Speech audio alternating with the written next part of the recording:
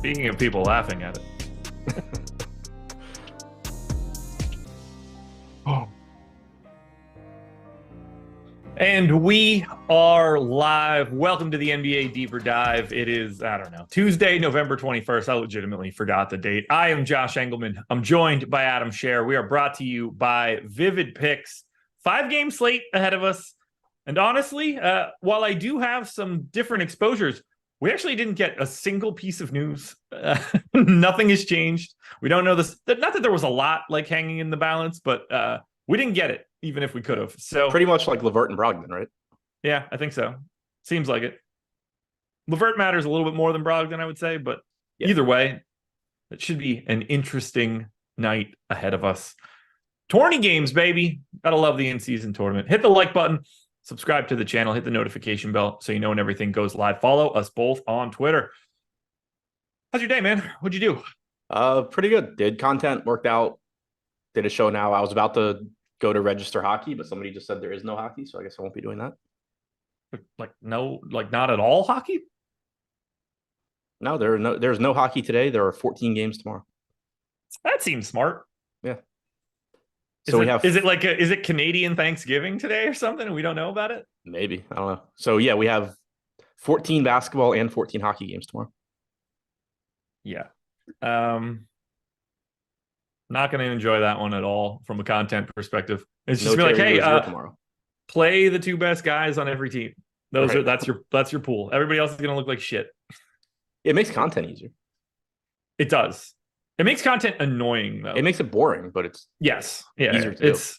Yeah, like in the show, it's just like most of these guys are useless. This is the only priority. If you want to get any one of the people that are normally good, go for it. Right. It's like, we can dig into this just to hear my voice, but it doesn't matter for DFS. No. You ready to get into this one, I guess? Yeah. Well, I got to look at my Atlantic exposures, see if it got really, really crazy. No, we're still good. We're still good. It's going to be a hell of a slate, man. I'm excited for it. Okay, that's 0 of Embiid, Halliburton, and Durant. That's a new one. We'll have that conversation in a bit, but that feels aggressively incorrect. Did you say 0 of all 3 of them? Yeah. To be fair, 72% Trae Young is really boxing me out of getting a lot of everybody at the top. Still 25% of LeBron and AD, but we'll get there when we get there. You're also the same person that just doesn't play Jokic and tries to make life difficult for yourself. Made life significantly better for me yesterday. It gave me a much better path to the top when he was playing as a 1.6 fantasy point per minute guy at 12,800 and then got tossed. What a clown. He probably saw your tweet and was just like, I can't let Adam succeed. Yeah. Do you think Nikola Jokic has ever looked at Twitter? No. Do you think he even knows that it changed from Twitter to X? No. I can't think, like, I wouldn't even be surprised if the dude didn't even have a phone. Like he probably has a pager. Yeah, I can't imagine It's like weird. how stupid he thinks Twitter is if he knows it exists. Yeah, like all he wants to do is just be like, I'm gonna go ride horses in another land. Toronto, 2-point dogs in Orlando, 215.5 total. Not a lot to dig into here. Everybody that's normally available for Toronto is available. Ownership, 6% to Schroeder, Pirtle, Anunoby, and Siakam. Those are the high marks. Nobody gets to double digits on FanDuel either. Are you getting to anything interesting from Toronto? I'm finishing up everything now, but I don't really think so. I wasn't getting it earlier. I don't see any reason why I would. I think it's a perfectly fine tournament team as far as, you have a 2% owned Scotty Barnes at 8,900. I think in the lineup generator video, he was like 4% on FanDuel at 9K. Somebody like that, one of the best players in the league so far this year, getting no ownership on a 5-game slate is going to be somewhat appealing in your large field tournaments, but he's 2% owned for a reason. And the reason is that there's a bunch of guys in his price range that are playing in games with ridiculously high totals that just project better than he does. Siakam, Pirtle, Schroeder, Anunoby, these guys all look perfectly fine if they are your contrarian filler in a lineup, but there's just nothing you can really prioritize, I don't think. We have Siakam and Schroeder both going a bit under-owned, both about 11 to 12% to be optimal at 6% ownership. But even that, you're still talking about them not being optimal 90% of the time. Yeah. I don't have much here. 7% of Pirtle, 6 of Anunoby, 6 of Siakam, right with the field. I don't have any Schroeder. I don't have any Scotty Barnes, which, doesn't feel great, but it's just so hard to get to anything on this Toronto side, knowing that we've got the Indiana-Atlanta game coming up next at 252. I mean, we've got now 2 games under 220. We've got the Utah-Lakers game at 238, 252 for that Indiana-Atlanta. Like, they're giving up so many potential fantasy points that it's really hard to like make that back without one of these guys just being like the last guy you put in there. Yeah, exactly. It's such a big difference in the total and how these guys are going to project. I mean, it goes back this morning. You asked me if I would rather have Darius Garland or DeJounte Murray. And like my immediate answer was about to be Darius Garland because it's Darius Garland with no Donovan Mitchell. But it's Darius Garland with no Donovan Mitchell in a game that is probably going to have like 80 less possessions or something. Yeah. Like it's not apples to apples. No, and especially it looks so much different because like you'll get, look, if you think about like an NFL game with a high total, they're obviously going to look better as plays, but because of the variance of just individual player performance, you can still justify all of the stuff working your way down. Not that you can't justify the Raptors, but in the NBA, it's so much different. Like this is so much easier to project in theory. We know what we're getting to a degree from some of these guys in a different way. And that's where it's just like, oh yeah, you really just can't make those points up.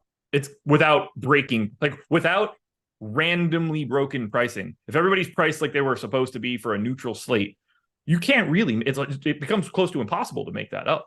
Right. Yeah. To your point, using NFL as a comparison, you can have a game in the NFL that's a touchdown higher total or whatever it may be, but you can have somebody from a game with a 42-point total, he gets in the end zone twice, he's a good play. Yeah. There's no equivalent in NBA. It's not, no.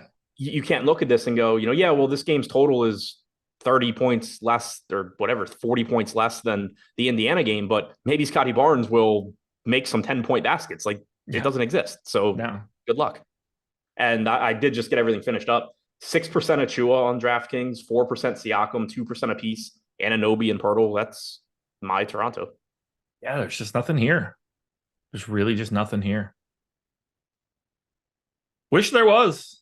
I don't see it. Until, obviously this game's going to, double OT. Sure. Why would Classic. Orlando. Different in that they are very clearly a little bit more interesting to the public. We've got 27% ownership coming into Franz Wagner. It's 24 on FanDuel, 10 to 15 on Goga, Suggs, and Mo Wagner. Similarly, Paolo Banchero, 18% owned on the FanDuel side. I am now joining you. I've got a boatload of Mo Wagner now and Franz, 36 apiece to either guy.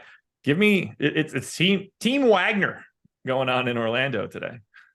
Yeah, I am getting a lot less Mo Wagner now than I was this morning, which I'm pretty happy about, but I'm still getting the 16%. I think that makes sense. He's getting 15% ownership. We have him with an 18% chance of being optimal. Much happier with that than with the 44% that I think I had this morning. Franz Wagner, is my highest owned guy from Orlando. I have 30%. That's pretty much in line with where we have the field projected at 27%. He's just a useful piece at small forward, 6,500. It's never a great position. The price tag's fine.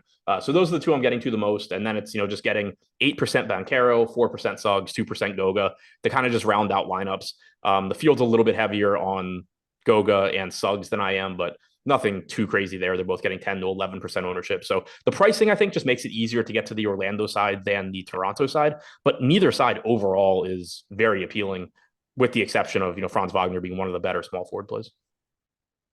It also helps that, and it's probably part of the reason why they're a little bit more interesting, a lot of these Orlando guys are just simply better per minute performers than most of Toronto. So they're just naturally projecting a little bit better. How much Mo Wagner did you say you had? 16. Okay. That's I liked it a lot more when I just thought like you and I were both jamming Mo Wagner here. I liked it a lot more when I stopped jamming Mo Wagner. Yeah. Now, if we were both jamming Mo Wagner, it would have been a Goga day, or Admiral Schofield was going to play 24 minutes out of nowhere. I think the idea of Jonathan Isaac's really interesting, but I'm not getting it. So do I, and neither am I. It's just really talk about if anybody on this slate has a minutes cap, it is him. Because it's just that I don't think it's as low as the consensus. Because obviously it has been low this year, but in their last competitive game, we saw him close over Goga and Mo Wagner. Got to 19 and a half minutes. Last game, he played 13 and a half, 14. And there's always a tendency when you have somebody that is capped like that, you see that 14-minute game and it's just like, okay, Isaac is still playing, in the same range. But that was a massive blowout where we didn't see a closing lineup. And it's completely possible that he was going to get 4 minutes at the end to close that game. And he'd be projected differently today if he had played 19 minutes last game and played 19 and a half the game before that than he is. And, obviously I don't know what the closing lineup's going to look like. I don't know how many minutes Isaac plays, but he's been a 1.2 fantasy point per minute guy this year. If he gets 19, 20 minutes at 4,100 and no ownership, it's certainly got the potential to be a nice play. Yeah, it's really just hard to get him to that minutes projection before you start without just wanting that to happen. Right. The problem is you don't have the confidence to actually give him an 18 or 19 minute projection. So we have him at 15 and a half minutes. From a medium projection standpoint, I don't have a problem with that. I'm not super confident he's playing more minutes than that, but there is, I think, a bit more upside in him today and uncertainty in him today than there have been on most slates this season. Yeah, good fit against Toronto too. If they wanted to go to that Isaac Banchero closing lineup against what could be a Siakam Scotty Barnes closing lineup, that's right there for them if they want to do it like that. Insert any one of those other 6'8" nameless dudes that the Raptors just churn out that all are the same person. All told, it's the Orlando side of this one way more than it's the Toronto side. Anything else we want to touch on here from Orlando? That's all I have. Yeah. Somebody said they'd rather go to Jonathan Isaac than Anthony Black. I think I'm on board with that.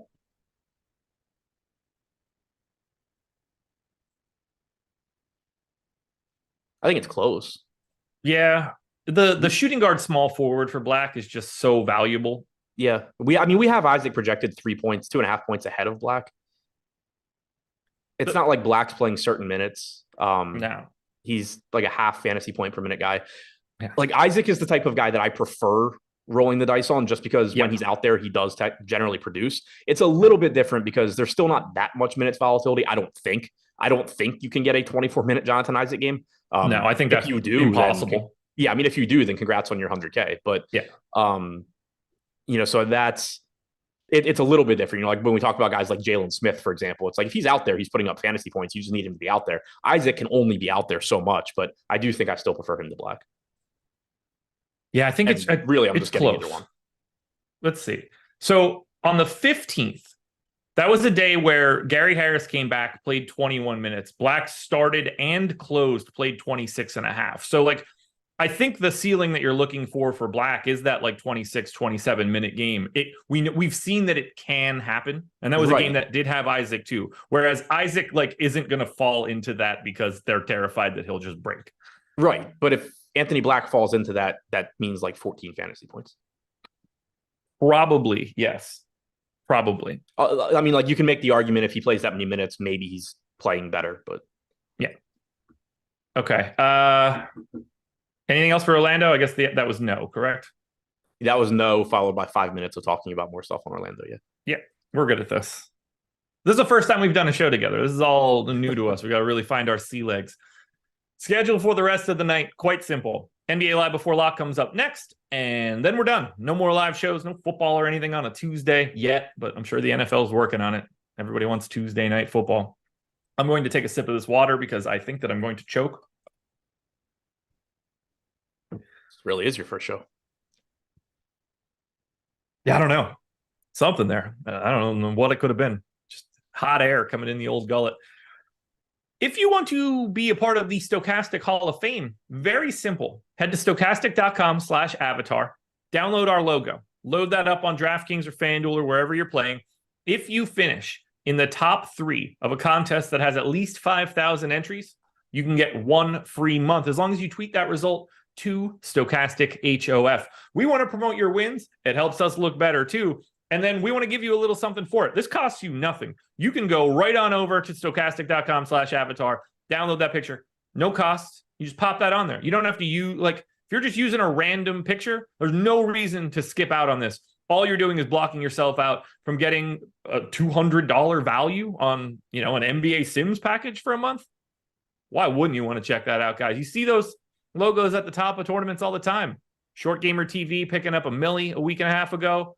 The boss man himself, Alex Baker, doing it as well. You can see what gets you to the top. Join us, stochastic.com/avatar. The main event, Indiana Pacers, 4-point dogs in Atlanta, 252 total, ridiculous. And yet, somehow, even with a 252 total, the Indiana Pacers are like pretty unappealing in the grand scheme of things. 22% ownership coming into Bruce Brown, who has great flexibility. 14 now to Benedict Mathurin. Everybody else is in single digits.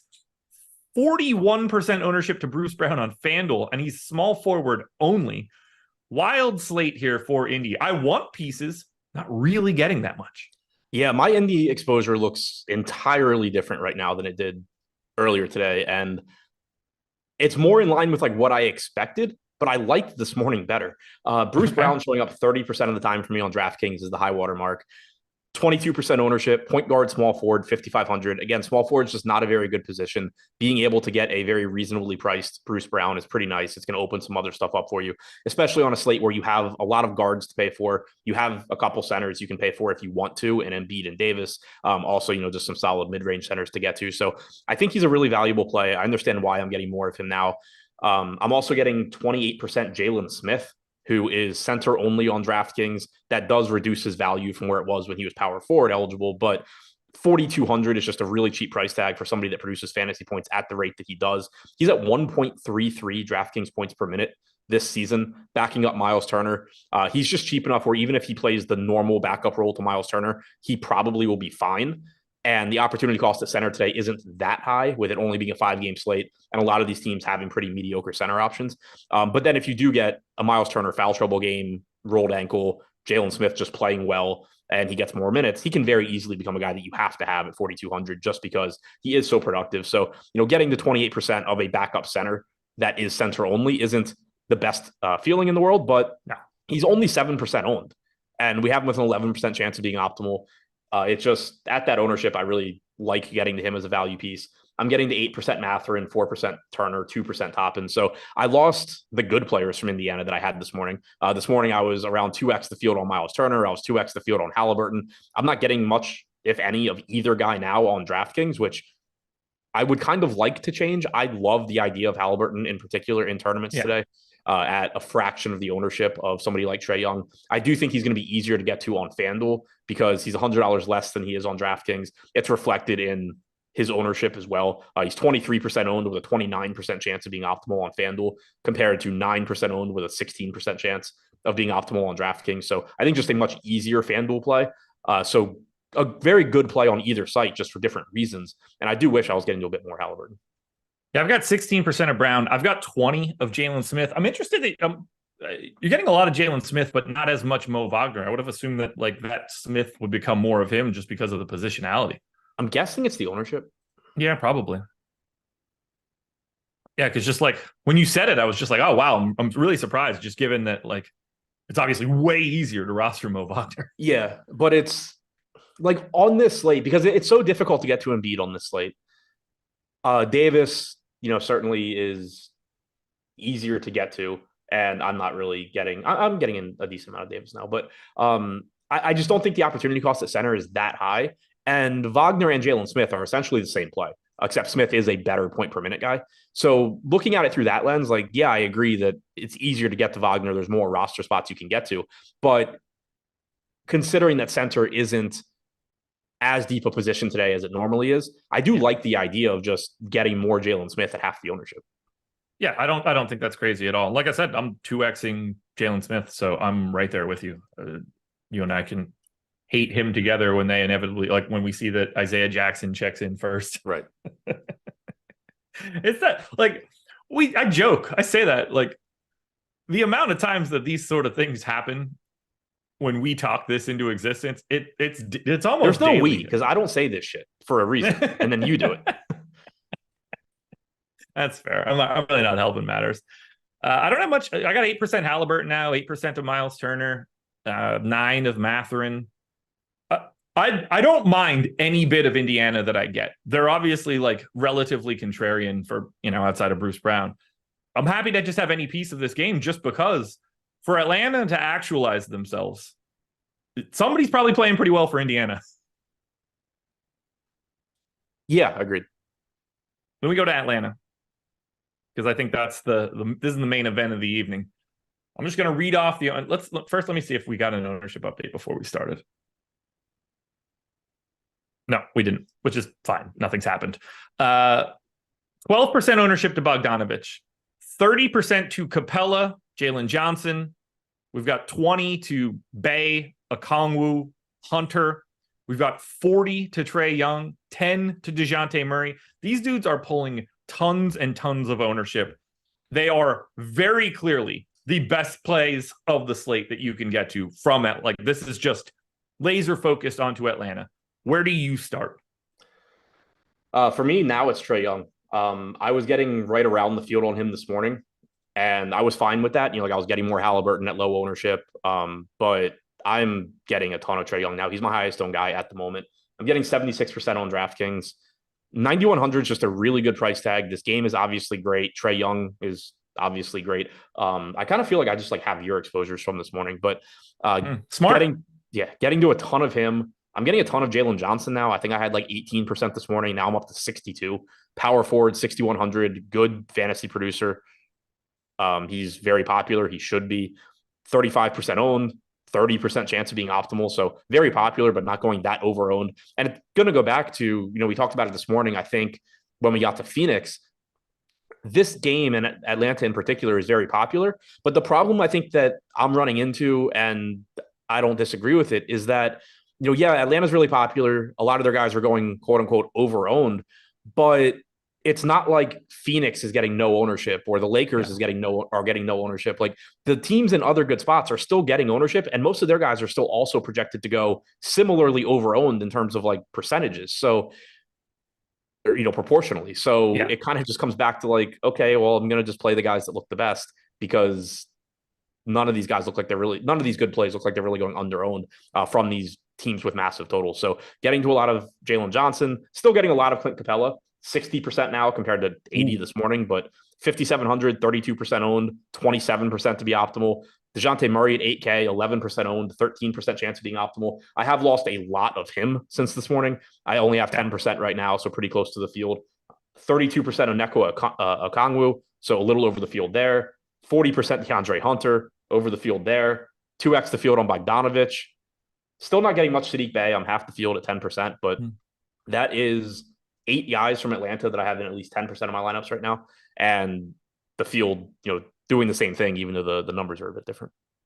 How much did you say you had a Trey? 76. All right, I got 73 a Trey, 40 of Bay, 43 of Hunter, 43 of Okongwu, 48 of Jalen Johnson, 38 of Clint Capella, and basically 10 apiece of Murray and Bogdanovich. You just got all of these dudes. Of the lineups that I have already created and like ran for this, 2 6-man Hawk stacks, 2 5-man Hawk stacks, 34 4-man Hawk stacks. I am loading these dudes right now. Just full onslaught. Do you like the idea of going to a 6-man Hawk stack? I mean, no. Do you have it? Particularly, but like, okay. So right now, I have 2 out of 50 5-man Atlanta stacks. Okay. I have 11 4-man Atlanta stacks. This is DraftKings, obviously. 27 3-mans. Neither of my 5-mans are 6-mans.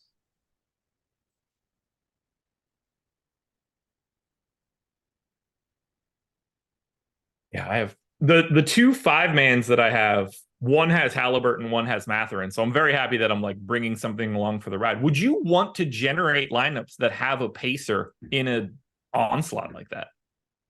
I don't really think you have to because of the pricing on Atlanta. Looking at my 2 that have 5 guys, one of them has Bruce Brown, which obviously isn't the most likely pacer to be going off. The other one doesn't have a pacer. And I mean, I like the idea of it, but like when I look at the one that doesn't have a pacer, the other 3 guys are Clarkson, Garland, Horton Tucker. What pace? There's no pacer that fits that I care about. Like, ideally, I get Halliburton, but that's really tough to do in a build like that. Miles Turner doesn't fit this one because it happens to have Okongwu and Capella at center spots. So, like, ideally, I guess you would have one. But when you think about Indiana, like the other one I have has Bruce Brown, and yeah, cool, it has Bruce Brown from Indiana. But like, chances are, if this game's competitive and high scoring, Bruce Brown's not the one keeping Indiana in the game if 5 Atlanta guys are going off. So I think the pricing still makes things difficult. Ideally, yeah, it's got a good Indiana piece, but it's also not the end of the world if it doesn't. Okay. Back to the conversation that we had a little bit earlier today. Do you have any issue playing Clint Capella and Onyeka Okongwu together? I don't think so. Hang on, I'm checking out what I have right now. Yeah, so I don't think 17 so, just of them because they're so inexpensive. Of my right now 30 Capella lineups, 8 of them have Okongwu. Of my 16 Okongwu lineups, 8 of them have Capella. So 50% of my Okongwu lineups have Capella, and whatever I'd said before, 8 of 30, I think, of my Capella lineups have Okongwu. So I'm fine with that. I wouldn't want it to be like every Capella lineup has Okongwu or anything like that, especially if you're playing 50, 100, 150 lineups. If you're playing 1 or 2, it doesn't matter. But they're just cheap enough. You're expecting 48 minutes from them. It can be split in a way where if you get like a 25-minute Capella game, 23-minute Okongwu game, they're cheap enough that you can very easily, especially for a 5-game slate, be getting 34, 35 DraftKings points from Capella, 28 from 26 to 28 from Okongwu, and you're fine. So yeah, like ideally, if I have Capella, maybe Okongwu is Jalen Smith, but like I already have 28% Jalen Smith too. I don't want to just start jamming in even more of him. I have 46 Capella lineups. 17 of them have Okongwu, and then I have 52 Okongwu lineups. 17 of them have Capella. So we had the exact same situation where like it was the same number on the opposite side. So proportionally, it's a little bit worse for me on Capella than Okongwu, but it's pretty balanced, which I'm happy with. Like 17 of 52 is what? A third of my Okongwu is Capella Okongwu. I can handle that for today. 250 total. Yeah. What a wild game. How much Wes Matthews you want to get to? The unsung hero of the Atlanta Hawks. Yeah. Somebody in chat was asking about McConnell. I mean, I don't have any. I didn't create a lineup that has him, but like if you wanted, I mean, he played 20 and a half minutes last game. If you wanted to just say like, I don't know, maybe something really weird will happen and it's a high scoring game, like that's the case, but I'm not playing enough lineups for him to start showing up. No. Yeah, I don't have any. It's pretty tough to project him for any real minutes. Like, I mean, he was out of the rotation for a bit, 17 minutes and 13 minutes in the 2 games before that. I don't think you could really confidently go any higher than like 18, and that's still higher than what I have. Yep, same. Now, okay, let's have this conversation though. What if Andrew Nembhard is out? Then I think maybe he becomes interesting. I mean, let's be clear here. He's not going to become anything other than like a guy for Indiana. Right, but you did get that 20.5-minute game last time on the 19th. He can go from what I would say right now is basically unrosterable, given what else exists on this slate, to a value play at 4,300 in 18 to 20 minutes. Agreed. It also, like, if Nembhard is out, he also like doesn't have to get anything, and it could be somebody else. Like, they dusted off Jordan Nwora too. He at least becomes like interesting in that like sort of Jonathan Isaac type conversation. If Nembhard's out. That's a great comp in terms of like what he would end up looking like. No volume. John Stockton said thoughts on Nwora, fully unplayable, a straight 0 across the board. Yeah, he is full stop unplayable. Did Indiana really not play a game between the 14th and 19th? Correct. Okay. I thought Popcorn Machine was just missing it. The old 5 days off, and Nembhard missed the one at the end of the 5th game. It's just interesting. Jordan Nwora is a bust. Was he supposed to be anything other than that? I mean, people for some reason thought he was really good on the Bucks. Yeah, 2nd round pick, 45th overall. At this point, he's already had like an exceptional NBA career. Yeah, I was going to say he's exceeding expectations. Yeah.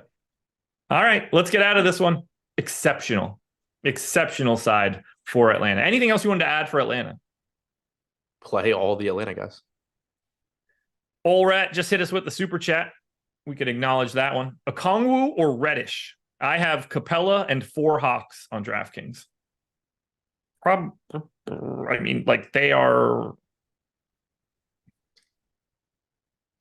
in that lineup. I would probably say Reddish just because you already have Capella and you're talking one lineup as a tiebreaker. I have similar amounts of Reddish and Okongwu overall. I think they're pretty similar plays. So where you already have the Hawks and Capella, I would say Reddish, I guess. If you didn't have Capella, I would probably say Okongwu just because there is, some negative correlation with Capella. So like if you're not playing Capella, one of the easiest ways to Capella not hurting the lineup that you don't have him in is that Okongwu plays a bunch of minutes. And so I would take Okongwu there. But if you already have Capella, I would use that as the tiebreaker and go Reddish. Brad, it's not going to be a Nwora bust night because he's not going to see the floor. I mean, he is now that, like, whenever Nembhard inevitably gets ruled out and he's going to play 18 minutes, but Jordan Nwora doesn't play. So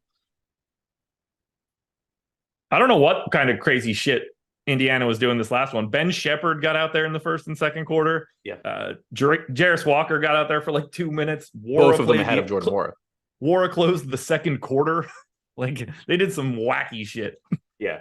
If the reason that Jordan Nwora's name is coming up if Nembhard's out is because he played 23 minutes last game, he played the final 18 and a half minutes of the game, which was just firmly 4th quarter garbage time.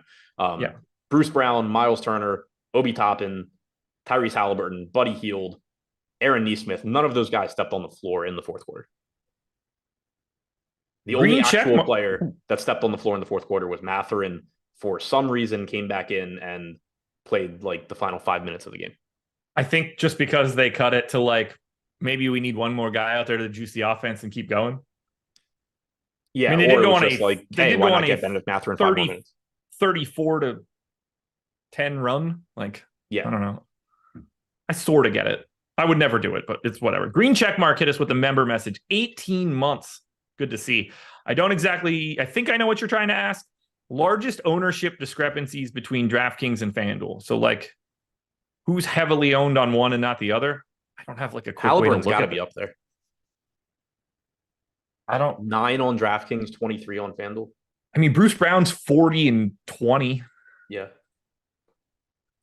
John Collins is 36 on FanDuel and 10 on DraftKings. D'Angelo Russell's 30 on FanDuel.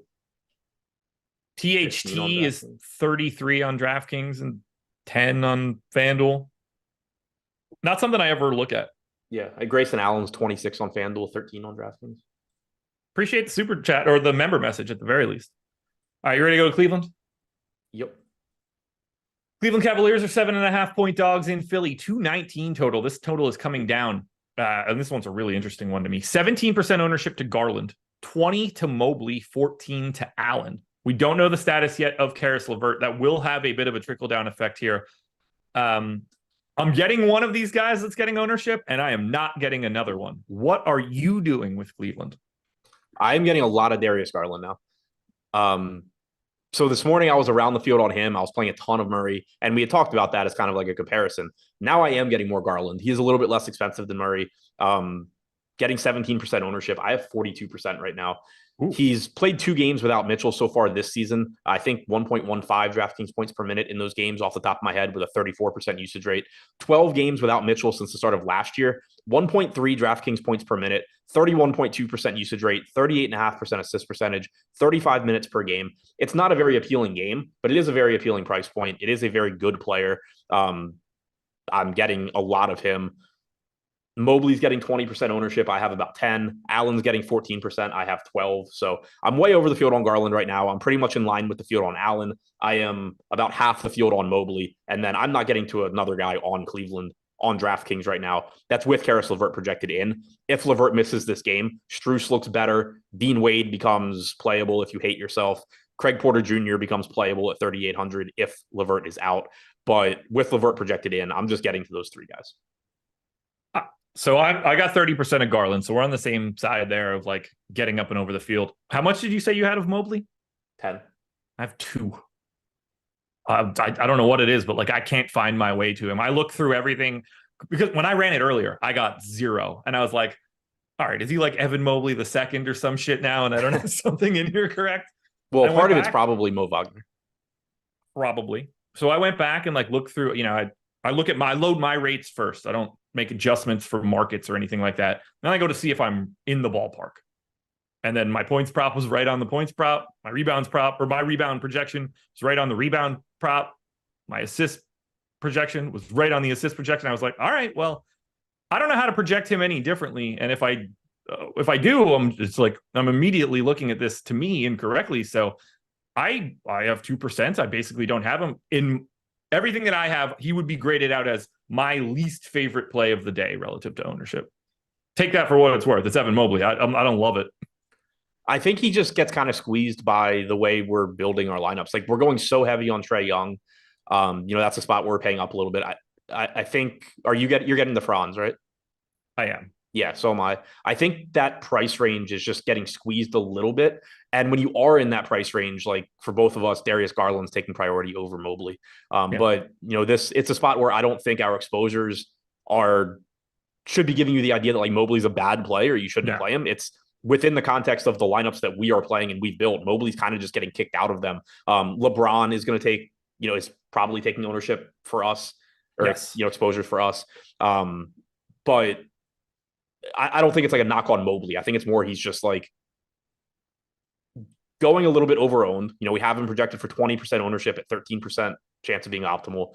And it just seems like we're probably at the forward spots, either getting up to LeBron or saving some money, going to Franz Wagner, going to Mo Wagner, going to, in your case, Sadiq Bey. Some of these cheaper guys, they're going to allow you to get more Trae Young and Garland and whatever else you're getting. Anything else here for Cleveland? Nope. Let's go over to the Philly side. Not too much to talk about here. Embiid's at 10%. Everybody else is under that. Melton is 20% owned on FanDuel. I think that's just a positional thing. He actually has a worse price. He's $6K on FanDuel and $5,900 on DraftKings. I got 11% Jaden Springer. I don't know why that's happening. I would prefer that it stops, but he is 6% owned. He's just as owned as Tobias Harris is today, evidently. But I'm having a hard time getting to anything here for Philly. I have one share of Joel Embiid. Yeah, I have 6% Harris, 6% Maxey, 6% Embiid. cool. Would obviously love to get more Embiid if I could, but we just don't have that type of value on this slate. I'm not looking to really be playing Springer or Anthony Black or whatever the hell else you have to play to get to Joel Embiid. And, he's the highest projected guy on the slate, but it's not the same. It's not, Jokic, where it's like, yeah, he's the highest projected guy and you're giving up 68 fantasy points if you don't play him. I think we have Embiid with about a 58 and a half fantasy point projection. So he's very, very good, but much more reasonable. He's about 1.75 DraftKings points per minute this year. We have seen the increase in assist percentage, which is nice. Great if you can get there. It's just really tough on this slate. Same goes for Maxey. Same goes for Harris. Maxey, 8,800. The ceiling he comes with. He's a very interesting tournament play because he's low owned. But if you're just like, oh, I think we should be playing a lot of Tyrese Maxey, that is necessarily coming at the expense of Trae Young for $300 more in a game whose total is 30 points higher. It's just so hard to make that case. So getting to a little bit of him just as, hey, in this lineup, I have Tyrese Maxey. He's low owned. It's a really good lineup. If he goes nuts, it's fine, but it's just not something I can build around as a priority. Same goes for Harris. I have 2% a piece of Batum, Springer, Melton on DraftKings. Not getting to much of the Sixers. Anything else you want to touch on here? I do like that the guys I'm getting the most of are the real players, but I'm still just not getting much. Me too. Oh, wait, no. I have Jaden Springer. Although he does block like 100 shots a game when he's out there. So we'll see how that actually ends up shaking out. Vivid picks, folks. You see the banner at the top of the screen. This is as easy as it gets. If you like money, you should be signing up here if you have the ability. Up to $300 in a deposit match. They will 100% match whatever it is that you put in, as long as you click the link in the description of this video or the one that pops up in chat. It's that simple. Put in $250, they'll match with $250. You'll never have an easier time starting your bankroll than you will with this particular promo. And you can make it even better. $25 secure play to start, which means put down $25 on the first card you put together. Go big. Why not? If you win, that money is just yours. If you lose, you get that $25 back in site credit. There's nothing easier for this. Nothing easier at all. Click that link. If you like sites like Prize Picks or Underdog or some of the other pick'em sites, don't waste any time. Take advantage of this deal before it goes away. There's no reason you shouldn't want to double your money up to $300. So click those links in the description. I want to circle back quickly and go to Alan Alexander. God, I can't talk. Member for 31 months. That is massive to see. Favorite two plays on DraftKings under 10% owned. In terms of my exposures, I've got it as Jalen Smith and Keontae George. Yeah, so I have it at Jalen Smith. In terms of my exposures, Jalen Smith and then either Agbaji or Keontae George. But Jalen Smith's the only sub 10% guy that I'm like really getting a lot of.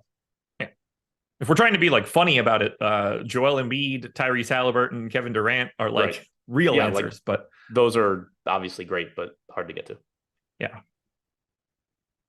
If you change the cap a little bit, I'm getting like 2x the field on Bogdanovich, who I think is like 11%. Yeah. I'm like 2x in Goga, Clarkson. They're both at like 11 as well. Chad Rock with the super chat. I have 66% Horton Tucker. Who's a good pivot on DraftKings? That's kind of the problem. That's why people are playing Horton Tucker tonight. Yeah. I mean, Sadiq Bey to me at 20% ownership, but we're talking about a slightly different position. Yeah. Cam Reddish. Rui at half the ownership, $100 cheaper.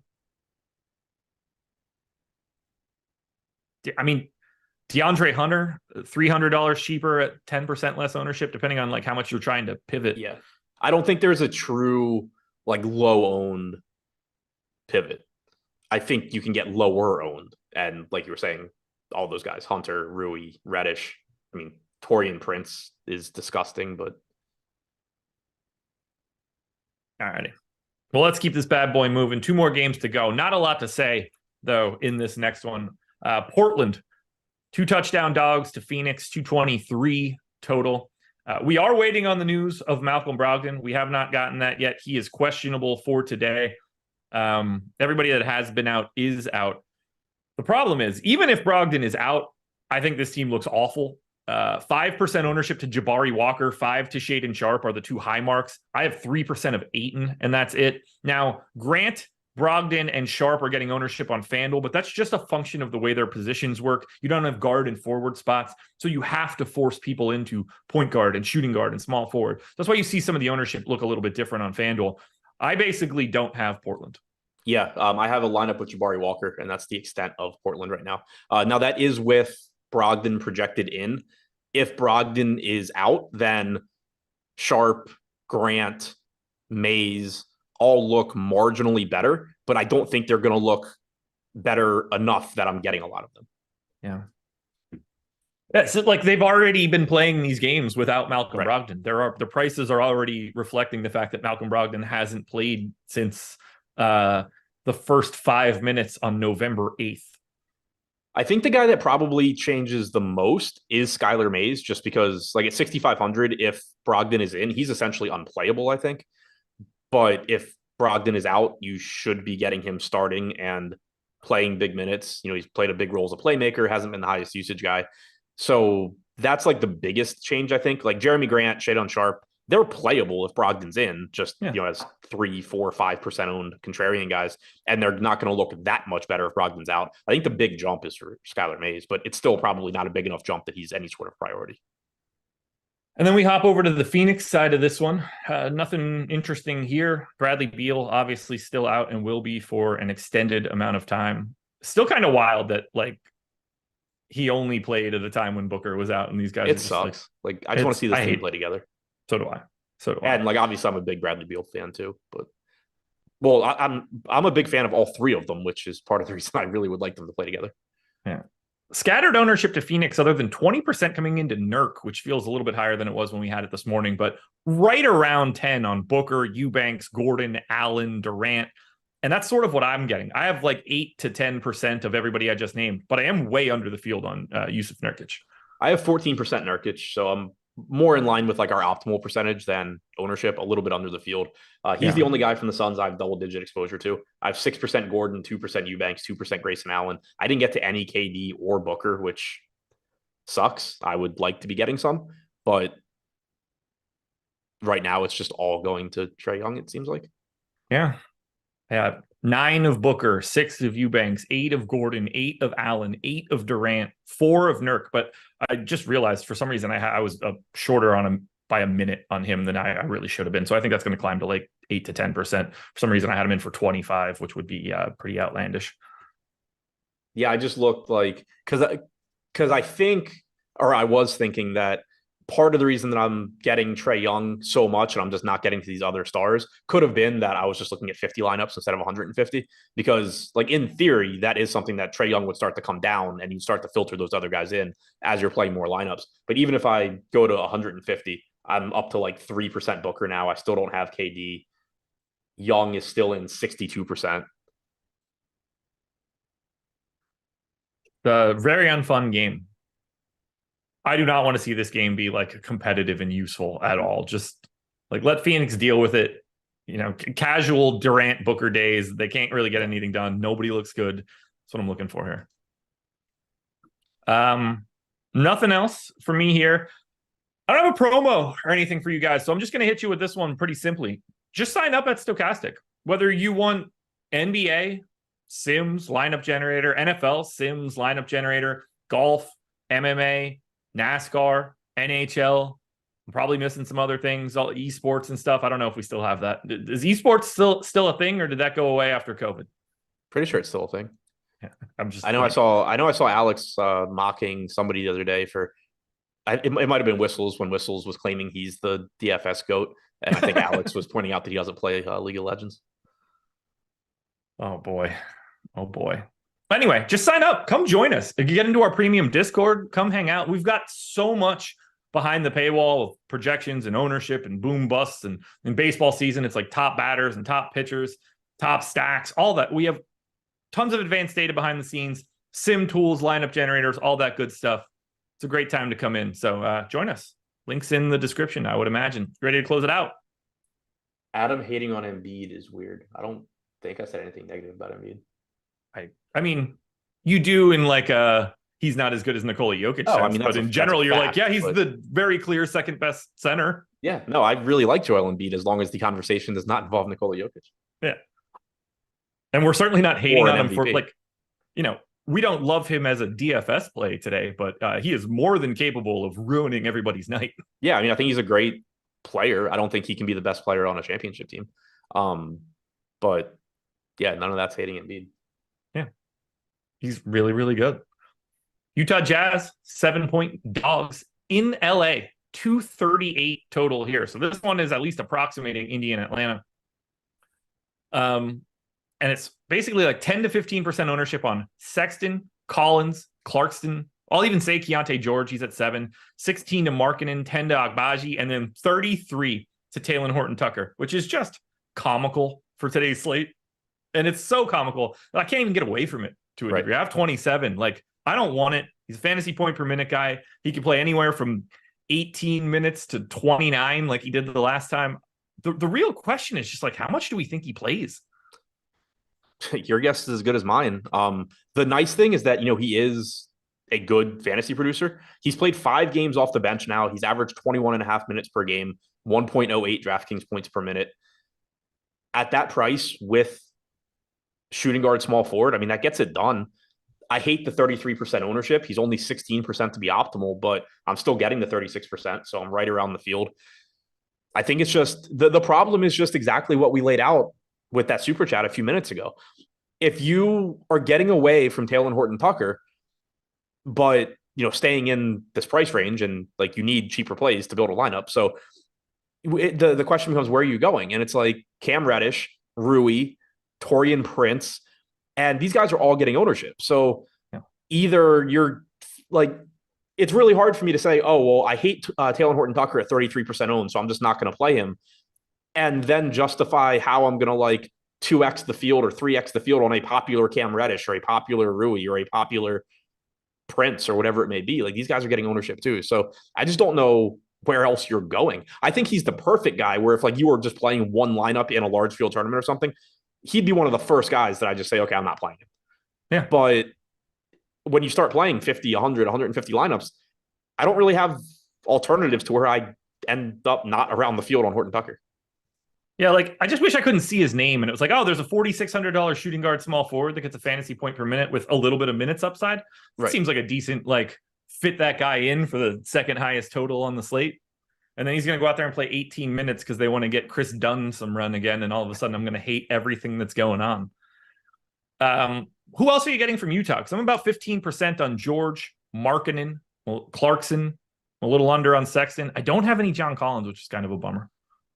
Yeah, I have 18% on Clarkson, 16% on Markkanen, 14 on Collins. Happy with all of those. Slightly over on Clarkson, slightly over on Collins, about even on Markkanen. I'm getting to 8% apiece on Agbaji and Keontae George. I don't have any Colin Sexton, which could change. Like, I think he's a perfectly mediocre play at 4,500. But yeah, I'm getting to Utah a bit more now than I was this morning. I didn't have any Markkanen this morning, so I am happy that changed. I like being a bit over on Clarkson and Collins. We got 7% on Baji now too. Yeah, same. It's a relatively good, like, there's a reason they're all getting, like, other than Horton-Tucker, there's a reason they're all getting like 10 to 15% ownership. It's because this game has a really nice total and you can create a little bit of value out of that. Yep. And then we go to the Los Angeles Lakers, who are also getting comparable ownership. 10 to 15 on AD, Reeves, Reddish, Russell, Prince, and 20% to LeBron James and Rui Hachimura. Who is your favorite Laker? Based on exposure, it's Rui. I'm getting to the cheap guys. Same. Mostly. So this morning I was getting LeBron the most. Now I'm still getting him, but I'm under the field.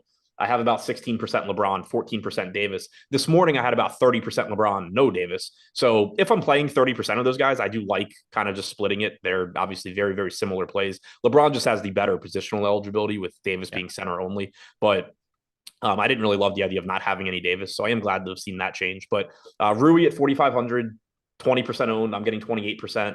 Reddish is 4,800, shooting guard, small forward, 16% owned. I'm getting 24%. Prince is 4K, small forward, power forward, 12% owned. I have 22. They're all just, you're not going to be confident in any of them. Taurean Prince in particular just has been a fantasy zero all season long, but they're lower owned and I'm getting a little bit over the field. It is still a good game environment. D'Angelo Russell is actually showing up 20% for me now at 6,700. Fields at 15%, so I'm a little bit over on him. Austin Reeves is in 6% of my lineups. He's 12% owned. So I'm getting to the Lakers. I'm getting to this game more than I was this morning. Yeah. I'm neutral to Prince. I got 28 of Rui, 24 of Braun, 11 of Russell, 23 of Reddish. I'm down a lot on AD now, but I'm still neutral, 12%. I'm just happy to have a bunch of this one. Like, this game very clearly looks like the second best DFS game that you can get to, and I'm happy to move those pieces around and to my benefit. I like it. I'm glad that I had a lot of Prince and a little bit less of Rui earlier. I flipped that, and that makes me feel better considering one of these guys is at 0.94 for the year and the other one is at 0.52. Woof. Yeah. Woof. I like this slate. I'm really hoping we don't get any stupid shit in like the next hour or two. I'd like to play it out as it lies right now. I would like LeBron to not get ruled out 30 minutes before this game starts. I would be surprised unless he's properly injured. They're 3-0 in the playoff, and the Jazz are 2-1 behind them. You don't really want to lose all that frequently. You also don't want to bring Phoenix back into it at 1-1. I think the Lakers want to just beat the Jazz here, go to 4-0, and basically lock and finish this off, win the West, or win West Group A. Because they could lose, and Phoenix could do some wild point differential shit, and they could run it. They could get dumped by the Suns and the Jazz. How much anybody gives a shit about that is up for debate at this point. But I would expect him to play. But now that I'm saying it, I usually ruin that. Oh, Jaden McDaniel's out 2 to 3 weeks. Yeah, that's what we get for I rostering. always expect LeBron to play when he's questionable. Yeah, same. I mean, at this point, LeBron has only missed one game. Yeah, he's played back-to-backs, so I'm gonna take my chance. I mean, there's nothing you could do about it right now. You're just playing him and hoping for the best and swapping to Lauri Markkanen, I guess. Magic will start Black, Suggs, Franz, Banchero, and Batadze. I just want to hit that. 25. Go ahead. Somebody mentioned LeBron played 40 minutes last game. That was 2 days ago, though. It wasn't yesterday. Yeah. 2,500 people in here. We're over 200 likes. Hit that like button. We're all done here. Adam, anything else you want to add before we turn this one over to the live before lock crew? No, good luck. It looks like a really fun slate. It does indeed. Guys, thank you for joining us. Shout out to Vivid Picks. Shout out to Jordan for being the producer. He did a good enough job today. Good luck, everybody. Enjoy live before lock. Stay right on the stream. You got to go nowhere. We'll talk to you later. Bye. Should probably.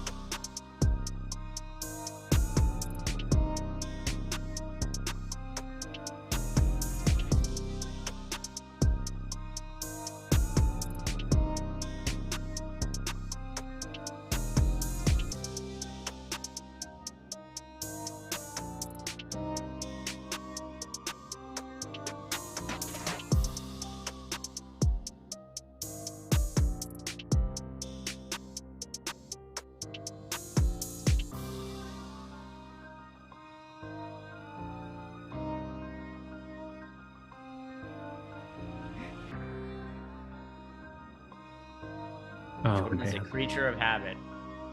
He Sure doesn't even is. think. He just has phrases he says and doesn't realize if they make sense or not. What is happening, guys? Welcome to NBA Live Before Lock. We have a 5-game NBA DFS slate today. Eric Lindquist and myself will be breaking it down here. We're sponsored by Vivid Picks, so if you guys want to go check them out, you do get a $300 deposit bonus when you sign up using our link, which you are not going to find anywhere else elsewhere. It is a $100 deposit bonus here, $300, a couple extra $100. I think you could use that in your pockets. And as you guys come in, do us a favor, like the video, subscribe to the YouTube channel. Eric, how are you doing today, absent of Nikola Jokic getting ejected yesterday? Oh, God. It was just disgusting. It was horrendous. Nothing like having, well, I didn't end up having 100%. I don't know what happened. I had 90% though. So I cashed precisely 0 lineups last night. It was a tough one. It was a tough one for sure. But you know what? Over the course of an NBA season, that stuff's going to happen. You play within your means, you do the things you're supposed to do, and then you bounce back with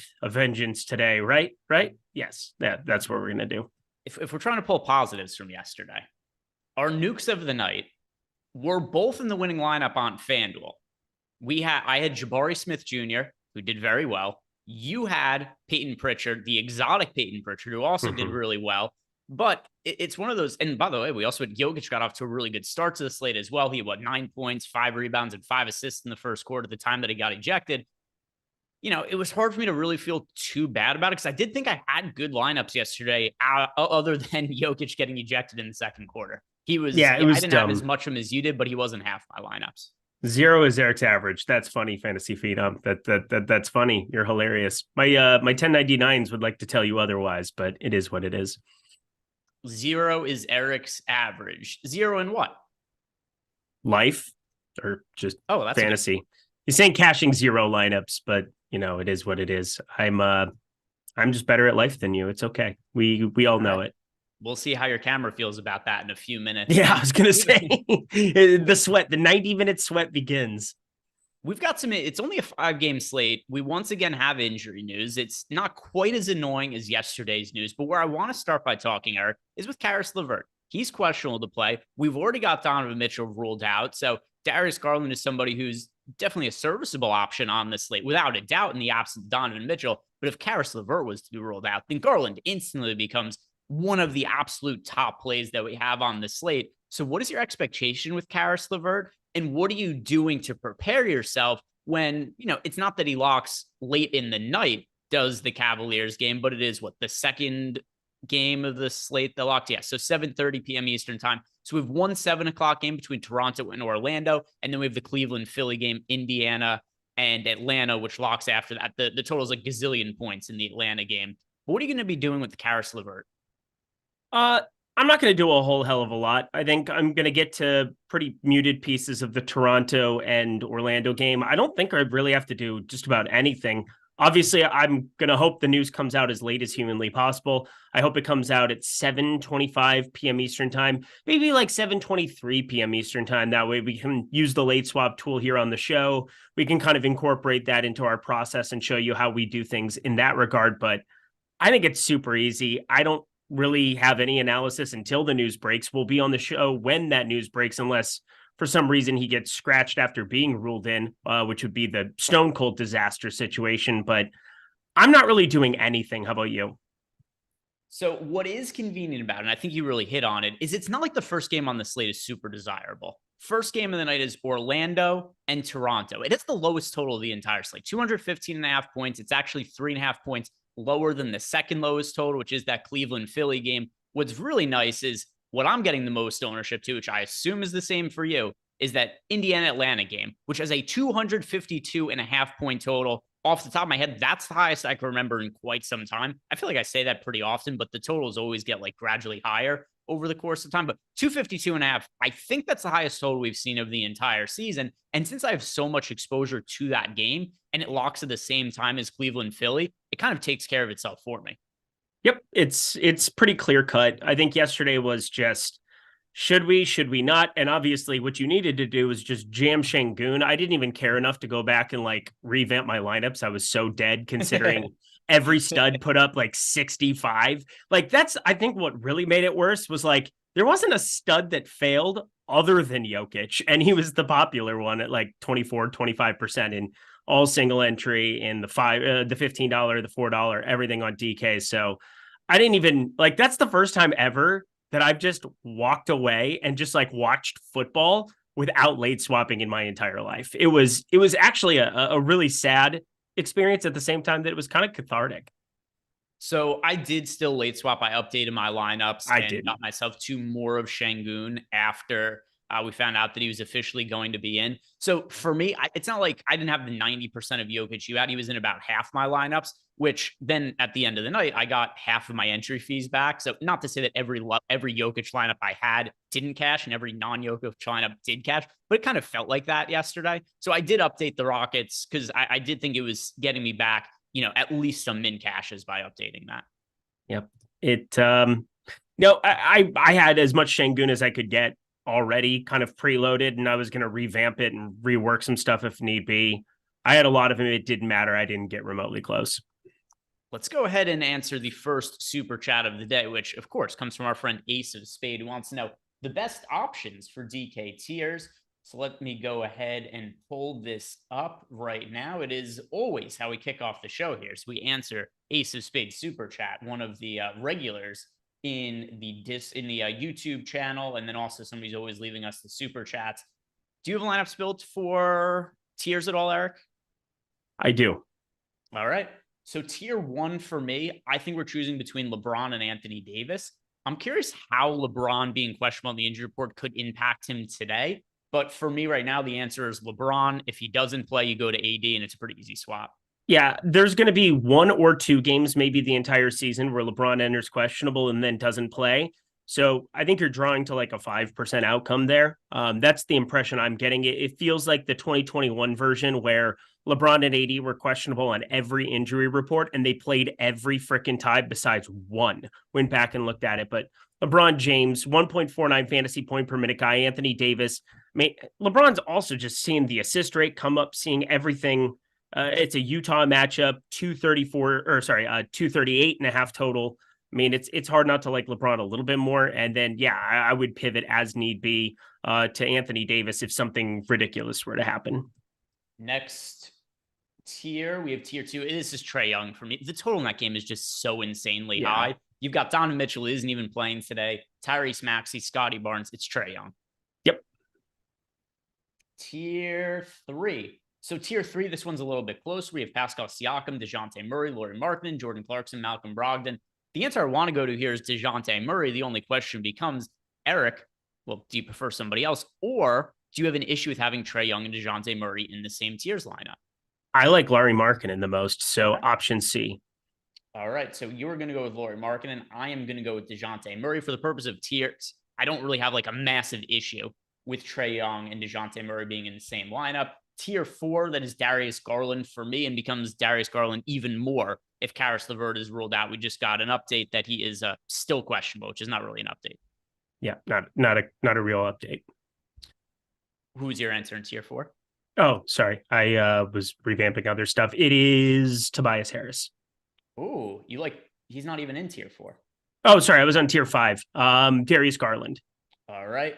Tier 5, we have Tobias Harris, DeAndre Ayton, Yusuf Nurkic. I assume you're going to go with Tobias Harris because you kind of, you got so excited about tier 5, you just yelled Tobias Harris. Yeah. It's kind of like Steve Carell getting his chest waxed, but instead of you yelling Kelly Clarkson, he's like, Tobias Harris. A little bit of that. I'll agree with you. Tobias Harris in tier 5. What he sounds like. Tier 6. By the way, he really did that. You understand that like that was the thing that he actually did, and they just recorded him getting his chest waxed. Yeah, no, I know the whole movie. It's actually it's a documentary, 40-Year-Old Virgin. It's an actual story of a man who, much like yourself, didn't lose his virginity until he was 40. Eric, of course, is now 50, and then they made a whole movie about it. I know it's real, based on Eric's life. Do you have an answer in tier 6? Tobias Harris. Okay, I'm going to go with Jalen Johnson for a couple reasons. Number one, he's actually in tier 6. But then another thing to consider well is... Greg, it was a callback joke, okay? It's Jalen Johnson. It's fine. He's in that Hawks Pacers game. He just is. can't avoid that game. He just No. can't avoid that game. You want yourself, especially like the Atlanta side of things. You want yourself some Atlanta today. Let's go ahead and look at the other super chats that we have in here. This one is from Orad14, who's asking, why is Fontecchio in his lineups? That is a better question for you than for me, why you have Fontecchio in your lineups, because he is not somebody I'm looking to play today. Yeah, Fontecchio, as we did once upon a time a year ago in a land far, far away, went out of the middle of nowhere. He was like high owned on a slate where he was projected to start, didn't start, and then ended up smashing anyway. It was the dumbest stuff ever. I have 0% of him today. I assume it's 0%, zero desire. All right. Guess that means he's going to break the slate now. Anthony Peters good wants to know, is Craig Porter a sneaky play? And then he says, takedown in finally. So let's see. We're talking about Craig Porter, and I do not have him in lineups right now. We have seen an actual upside from him when players have been out from the Cavs. He played 25 minutes last game, ended up scoring actually 37 fantasy points. I think that he's somebody who you could take a couple of shots on as a punt if Karis LeVert is out, because then you got no Karis LeVert. You've got no Donovan Mitchell there. As things currently stand, with me having Karis LeVert in, I am not getting to Craig Porter. But yeah, I could see him working his way into a few of my lineups should LeVert be ruled out. Yeah, it's one of those things where I would have interest in Dean Wade, where I have no interest in Dean Wade. I would play Craig Porter, where I have zero interest currently in Craig Porter. I mean, it's just a lot of minutes for guys to go around. They're so thin because it's not just waiting on Karis LeVert. We already have Mitchell out. We have Okoro out. We have Ty Jerome out, which actually matters in this regard. George Niang, somebody that, doesn't really play the position so much. Like it would be wonky to go Garland alongside Wade alongside Niang. Like you pretty much are just going to get 22, 24 minutes out of Niang no matter what. So like, I think a lot of those minutes are going to end up getting acquired by somebody like Craig Porter Jr. and then Dean Wade just playing more minutes, which is pretty disgusting to say out loud as well. We've got a super chat here from Riley Cooper 14. It's a two-part question. He said, would we go to Nurk or Ayton tonight? And then he also asked, do we like the revenge narrative? So I'm going to address this in multiple parts. First, do I like the revenge narrative? There's only one athlete that I really, really apply the revenge narrative to. Would you like to guess who that is, Eric? I mean, we're talking NBA. I don't want to spoil it. Okay, so revenge narrative. It's got to be somebody who like ends up getting ejected more times than not. Are you going to go with like Mike Evans versus Marshawn Lattimore? No, OJ Simpson. So he's oh my God. So like there's a real he's somebody who has vengeance in his heart. That's a real revenge narrative. But how does that impact his fantasy performance? Who knows? But I have a feeling that he was quite salty when he would play against, former teams, coaches, things along those lines. I don't really weigh it at all when it comes to NBA. Now, I'm not going to tell you it doesn't exist.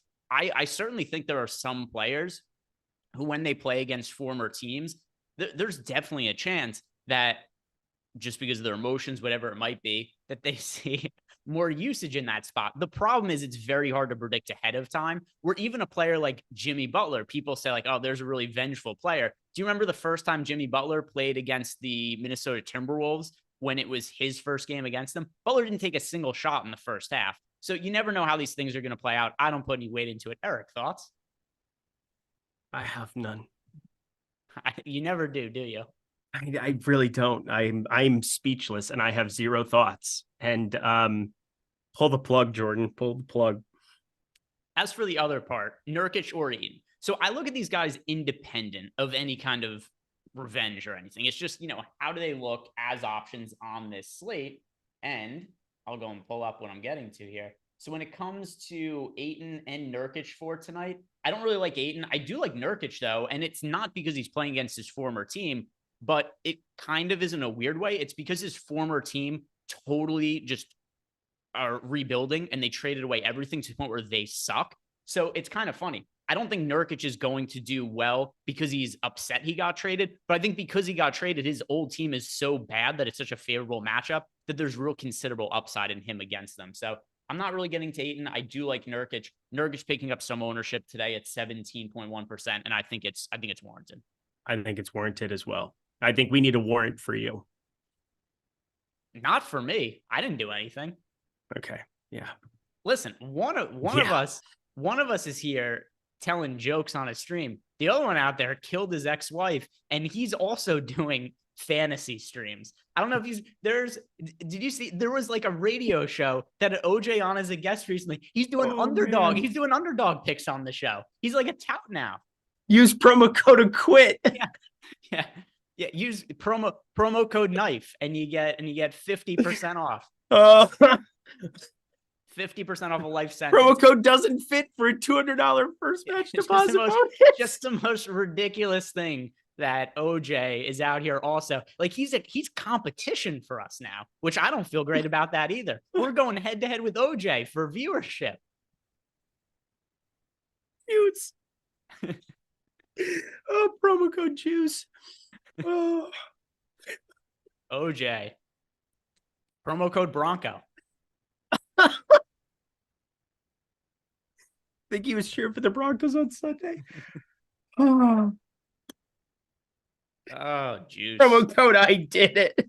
Oh, juice. Oh, this is what happens. Here's the thing. You and I haven't had like a short slate that we've done a show on yet where we just let it rip a little bit. This is our first one. I normally am with Matt Bellman on Thursdays.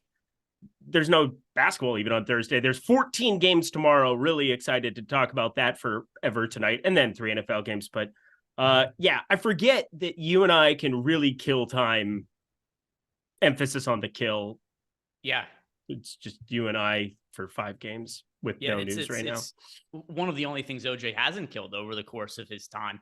And if you go ahead and you look at, I'm telling you guys, OJ is one of the best follows on Twitter because of the absurdity of it. If you want to get your fantasy football advice from OJ Simpson, it's readily available on his Twitter page.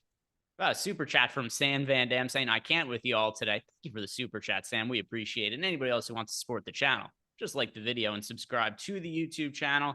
And let's go ahead and look at the Discord channel. One of the perks being a Stochastic member is you can add us in the Discord channel whenever you have questions throughout the day. And right away, IC50, he's got his opinion here. He says OJ's son is the real killer. All right, disagree, but you're entitled to your opinion. The Black Mamba wants to know which players are our biggest stands over ownership on DK. Yeah, let's go ahead and sort by this. All right, so my rostered players relative to the field.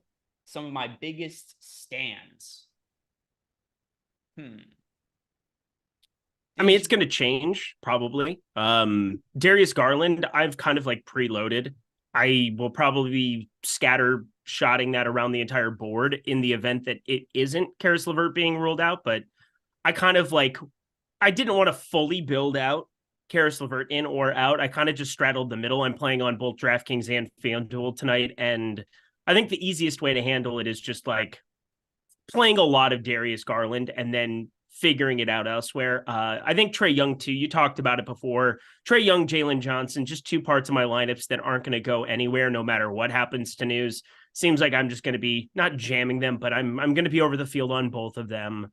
And then I guess the last one, as far as value on this slate goes, do you have any kind of like a contrarian build? Like D'Anthony Melton's 5,900 for DraftKings purposes. On FanDuel, he's like even better. Just playing him over on FanDuel ad nauseum at 6K. But I'm going to probably be playing quite a bit of him as like a quote unquote value piece. But like we don't have any super cheapies that we're getting to right now. We could end up getting some Cleveland, but is there anything that you're playing like from a value perspective right now? Were you saying from Cleveland or just in general? Just in general. Okay. Yeah. Like THT is pulling a crazy amount of ownership, and there's just such like a disdain I have for playing Taylor Horton Tucker as chalk, but like I'm probably going to get close to 33% out of 50 lineups on DK out of 25 lineups on FanDuel, but I will say it's not an enjoyable experience. Sure. So I am underweight to the field on THT personally, not like massively so, but I have exposure to him in the 20% range, whereas the field, like you said, 30%. The field has got him in a third of their lineups there. Here's something that I am doing. I am pretty far overweight to Rui Hachimura, who projects well for us today. And here's one of the main reasons why. He's projecting for some, but not a crazy amount of ownership at 18%. But we are going to see games where LeBron sits this year. I can't tell you for sure that's going to be tonight, but I think it's a possibility. And I know that if LeBron doesn't play, I want to have Rui Hachimura in lineups. So if he already projects pretty decently for us, it just made sense to me to say, like, hey, I'm going to get myself to more of Rui than the field by a pretty considerable margin. He's in about 40% of my lineups right now. If news breaks during the slate, like Caris LeVert is out, cool. I could swap to some other guys, some other value pieces, and I don't need to have as much Rui as I have. But I've got him preloaded into some lineups. It doesn't look bad as is. If I go into the Lakers game and have Rui, it's not the end of the world. But I'm in a really, really good situation if LeBron ends up getting ruled out. Yeah, I said it's probably like a 5% outcome, 10% outcome where LeBron sits in this spot. We got it one time in 2021. We also know it's year 21 for him. Bronny James, like there's a chance where it's like he wants to play a couple of like a year maybe or 2 years with him and get the heck out of here. But LeBron is ridiculous. He's outrageous. And it seems as though he's the bionic man. I'm a little bit more worried come closer to playoff time that we could see him sit in a couple of these spots. But in November, this play-in tournament for whatever it's worth to whomever, I'm going to say it's like 95% that I think he plays tonight. Yeah, so either way, though, I am getting to I do think LeBron's more likely to play than sit, but I don't think it's out of the question that LeBron ends up sitting. And if that's the case, I want to have a bunch of Rui and win potential tournaments with him. It's better than I'm giving better odds than hitting like a number on a roulette wheel. So like, I mean, that is what it is. I am also, I'm getting to just a shit ton of Trae Young. I know he's projected for 40% ownership, but I have to consider him a stand when he is in 65% of my lineups. He's too good. He's too good to pass up tonight. The price tag hasn't adjusted enough for this game environment, and that's kind of the case it is for him and Jalen Johnson. Jalen Johnson's my absolute boy starting from the preseason into this season. I wish I had just pulled the trigger on like all in Jalen Johnson like I was planning, even when I saw that Saddiq Bey was starting there, because I've just found him to be exponentially better. He has proven me very right in that regard. Next question that we have in the Discord channel is coming to us from JEW. He wants to know, do we have any interest in Jonathan Isaac, or do we think he stays around 16 to 18 minutes? So it's hard. The thing with Jonathan Isaac minutes is like that last game, I read nothing into it. It was an absolute shelling that they ended up putting on Indy. They ended up playing the entire, and I do mean the entire bench. They muted minutes in such a weird way. But Jonathan Isaac did get up to 20 minutes against Chicago. That's pretty inspiring stuff for a guy who I find to be an athlete, multi-positional eligibility here, power forward, center, but also from a real life perspective, somebody that's really good at defending multiple positions. He was that guy for Orlando not so long ago before he just ran into the worst injury luck of all time. So I am very much a fan of trying to get to Jonathan Isaac on small slates. It's just at 4,100 today with the potential of Cleveland, a game environment like you have in Indy and Atlanta. It seems as though I'm just not going to get to him like I was expecting. I only have 2% of him right now. One out of 50 lineups on DK. Yeah, none for me. And it's twofold. Number one, that game is not the best game environment. It's the lowest total of the entire slate. But in addition to that, he's a very, like subpar projection play. And I don't want to force somebody in like that in the first game of the night. We do have key players listed as questionable on the injury report. We've got LeVert questionable. We've got LeBron questionable. Brogdon's questionable. That's not really going to matter all that much just because he's been out for so long. The players are already priced from it. But Caris LeVert and LeBron certainly do matter being listed as questionable. So let's see what else we have in the YouTube chat. This one is a super chat coming to us from Fantasy Guru 76. Says, must play point guard and sleeper small forward on FanDuel. The must play point guard, I'm going to say, is Trae Young. Would you agree? Yes. Absolute must play. Who would you consider a sleeper? A sleeper small forward. Sleeper small forward. I would say, I mean, he's pulling a ton of owners. Never, that can't be the right answer. I'm torn between two guys. I'm just going through my lineups and trying to see who I want to talk about the most and why it might be the case. Yeah, I mean, Franz Wagner, but like he's pulling 19.8% ownership. Not really all that interesting to talk about. I don't have anybody like a crazy contrarian play. There's only 5 games. Yeah, I'm not going like massively over the field on like a Jeremy Grant or a Grayson Allen or, anybody else here. I'm trying to see who I'm even like the most overweight to relative to the field. It's probably Scotty Barnes, but like I only have 9% of him and he's pulling 4%. So like, I don't know. I don't really have a good answer to that. I'm kind of like scattershotting the board with a lot of these guys in multiple lineups. The next question that we have here is from Scotty Olison, who said, how do you feel about Jaden Springer as a cheapie on FanDuel? So earlier in the day when I was running lineups, I was getting Springer showing up and stuff. Not as much now because it's just, once again, as the day goes on, you get other value situations that open up. So if you have Springer in a lineup or two, like, all right, not the end of the world, but no, not somebody I'm really prioritizing or actually want to get to. Yep, I'm with you. All right, let's see what else we have coming in as far as questions. We have from, answered those. Let's go back into Discord. And we've got a lot of questions that are coming in about this. So let's just, because I saw people mentioning in YouTube, people are mentioning it in Discord. What is the most amount of Atlanta Hawks players you are willing to play in one lineup, Eric? Play 4 very comfortably. For FanDuel, the answer is 4 by default. You can't go more than 4. And let's see, of my 150 lineups, I actually do 3 of them that have 5 Hawks players on DK. But in general, the most I have is 3. I have some lineups with 4. I've got those few lineups with 5. But like, I'll say 4 is my actual answer here. Yeah, 4. It'd be weird to be hand building out something and land on 5. I think 4 is a fine little number to get to. Right. Let's go ahead and look at what is next for us in the Discord channel. This one is coming to us from Mr. Cool Cam, who wants to know favorite 3 players for a FanDuel single entry. All right. So favorite 3 players. I am going to say Bruce Brown, Trae Young, and Tyrese Halliburton. Yep. Sounds great. All right. Eric is agreeing with me there. Heflove. You saw Dan Hooker's out of the fight, right? Against Bobby Green. Yeah. He's got his arm is broken and it's still broken. Yeah, I was going to say Jalen Turner. I mean, that was weird. Karis LeVert ruled out. There we go. All right. Karis LeVert will not be playing today. Eric, reactions. How should this be impacting our lineups? We're going to play some Cleveland, and it's not going to be like a jam spot. Again, I think what happens is you're going to see some reduced ownership in that game environment. Atlanta, I mean, Jalen Johnson currently pulling the most ownership at the forward position there. Trae Young, Clint Capella, these guys were pulling quite a bit of ownership. And now people are going to want to jump over to Cleveland. It's a tough spot. You're going into Philly, 220 total.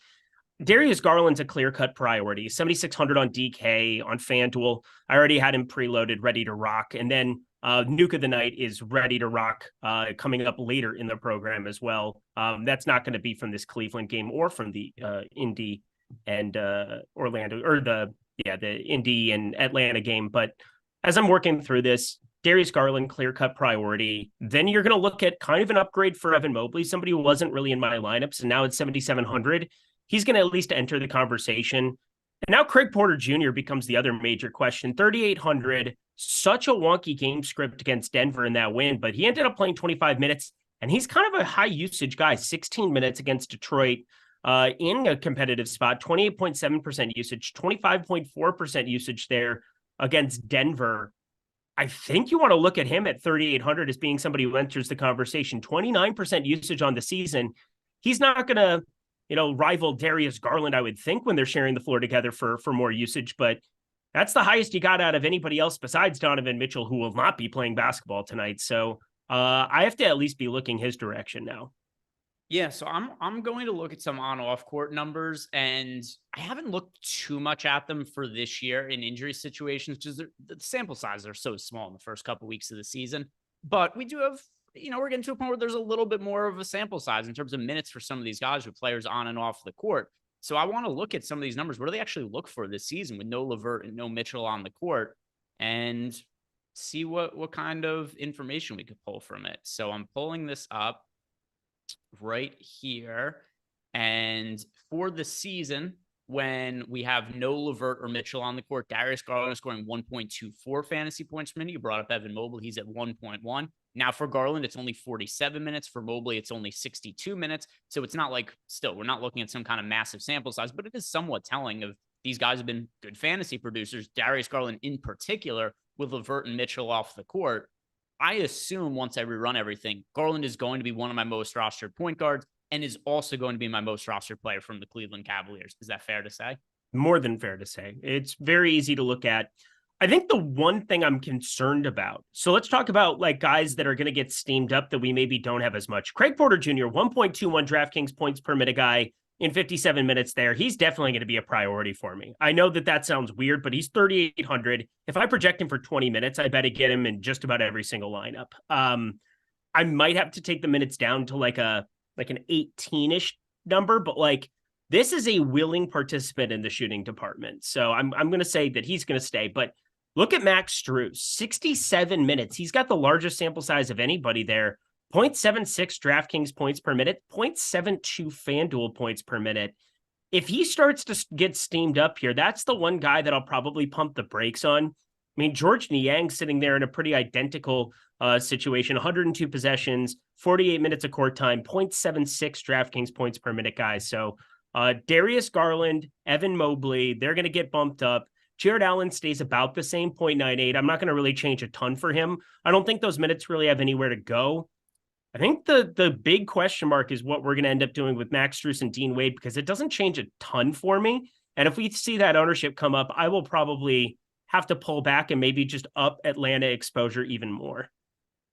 Yeah, so I assume I'm going to be getting to, and we talked about this before because somebody asked if Craig Porter was a sneaky play. And we'd said it's contingent on whether Caris LeVert is in or out. And now he's out, and kind of default back to what I said before. Yeah, I have interest in Craig Porter now that Caris LeVert is out. He's played well enough to earn himself bigger minutes in situations like this where guys are out. And then in addition to that, part of him playing well has just been a good fantasy producer overall for the year. So yeah, I'm definitely interested in him. And by the way, I see people in chat bringing up Dean Wade. Do not put that evil on me.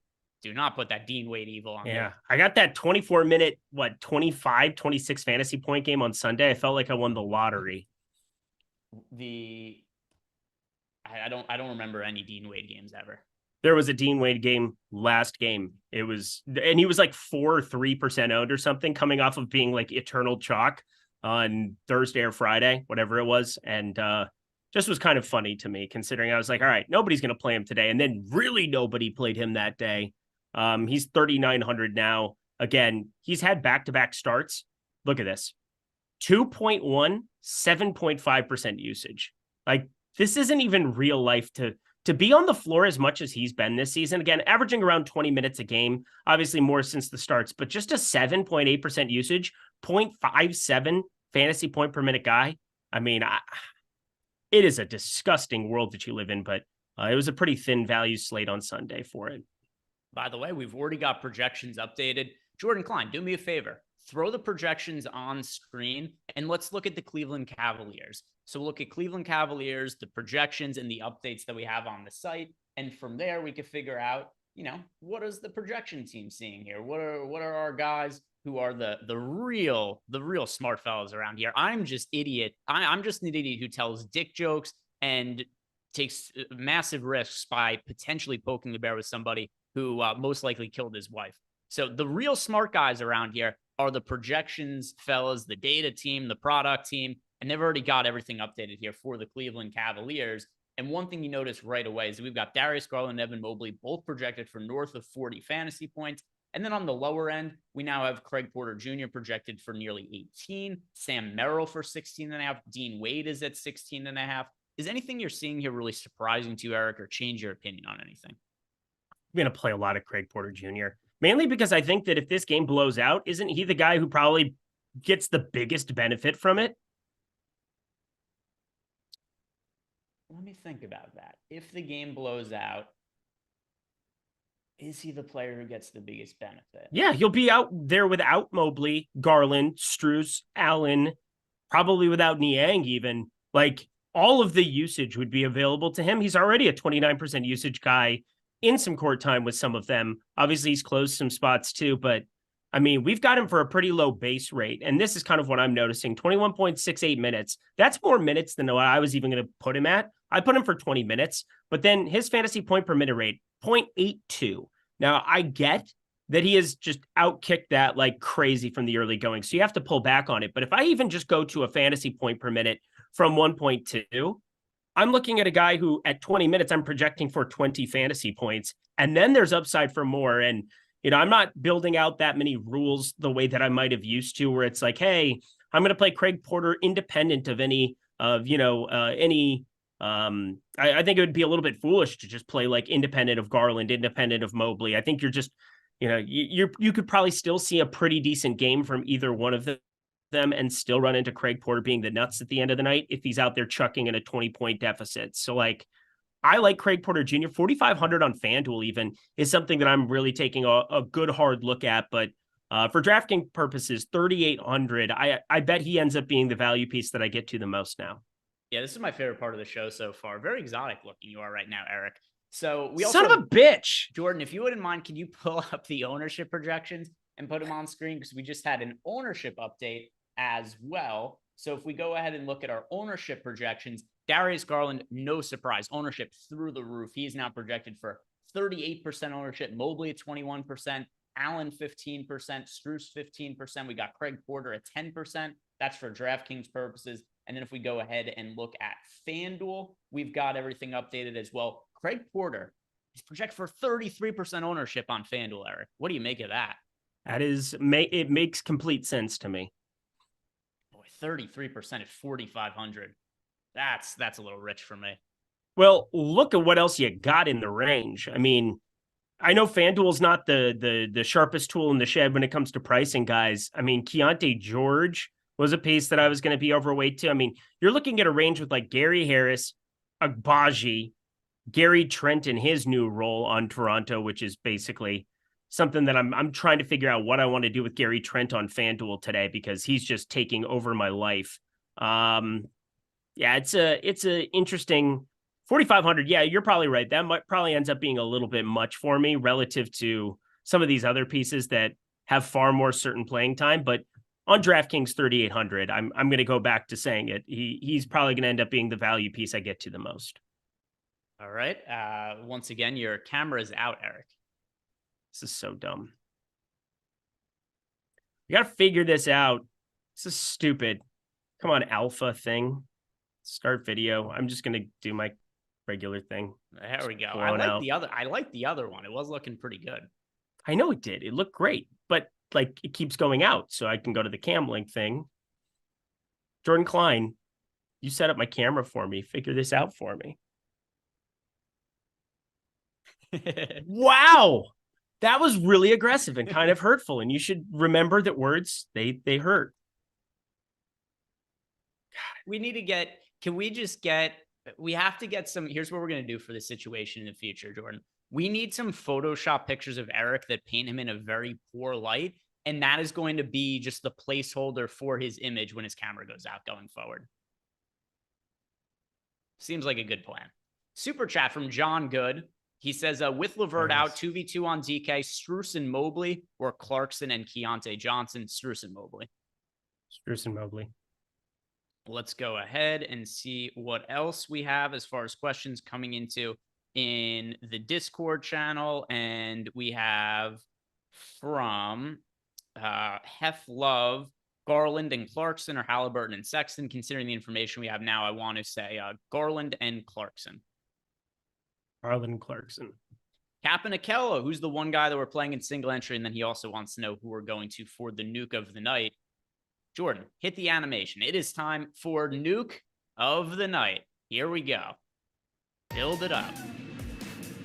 Nuke of the night.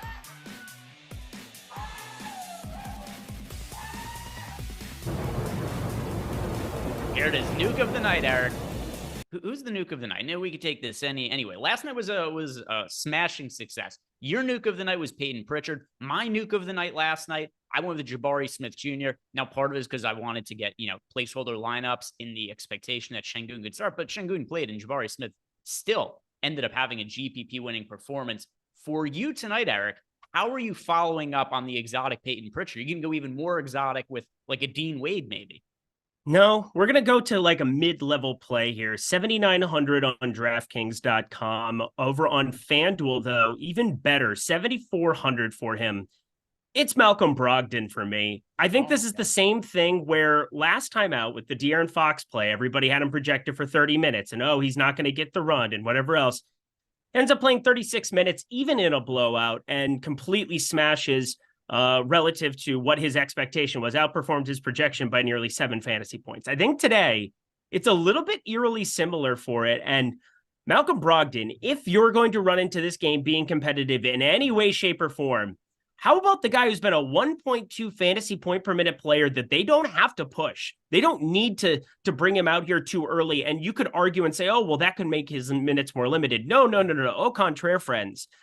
They ended up playing him 44 and 39 minutes in his last 2 starts before getting hurt. It was a strained left hamstring. Maybe this reduces his minutes ever so slightly. But again, people have him projected around 26, 28 minutes across the industry. I'm just throwing out the what if he plays 32 plus. He is the only, and I do mean only, serviceable NBA player on this roster besides Jeremy Grant. So it is like Malcolm Brogdon. He's going to be 1% owned. I'm going to play double-digit ownership of him. I'm going to stick with the guy I mentioned before, which is Rui Hachimura. I really think now his ownership is going to come down even further. Now that there's more ownership, that's, now that more players are going to be wanting to get to people from the Cavaliers, which is totally reasonable. But I still want to get some of Rui in my lineups. There is still a very real possibility LeBron James doesn't play today, and I want to be prepared for that to potentially be the case. So I'm going to be going with Rui Hachimura as my nuke of the night. As for a player you should be playing in single entry, Trae Young. All right. DeAndre Melton D'Anthony Melton, DeAndre Hunter. There's a lot of interesting like mid-range plays to like make your single entry lineup interesting. Got some questions about favorite value plays. The process wants to know who we like at $3,100 at shooting guard as a punt play. I have a feeling the answer is nobody. Yeah, no, absolutely nobody. Let me know, everybody, how Chris Duarte worked out for you yesterday. Well, Chris Duarte was dependent on Kevin Huerter. He was 11% owned yesterday, really? Greg. And then he got hurt. It's hilarious. This dude, Eric, man, I'm telling you. Telling me what? Dude, tell me. Go ahead, tell me. What are we telling him? I don't know. I have no clue. My favorite thing about Eric is his camera. I think that's the most functional thing about him. It's not me. I didn't do it. Jordan Klein, he literally came over, bought me a nice steak dinner, said, "Hey, baby, let me take a look at that camera for you." And you know what he did? He did it all. He used me. He used it as a ruse to try to get me fired from Stokastic.com. Not going to work, Daddy. Not going to work. Fuck. It's a good plan, Jordan. It almost came through for us. It almost worked. Next time we'll get him. We'll get him with the next one. If you had to play somebody $3,100 at shooting guard,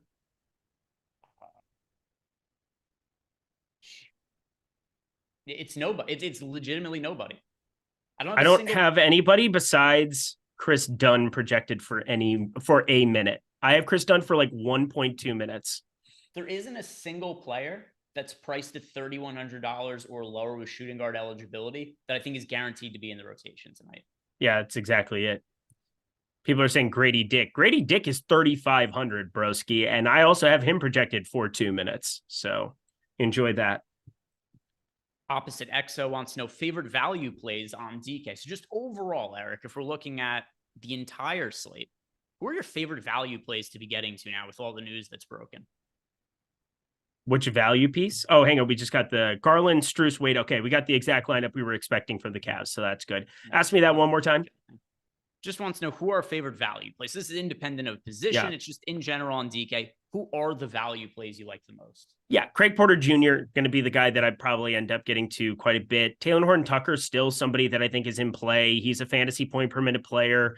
Jalen Johnson, quote unquote value, depending on how you look at it, 6,100 for him.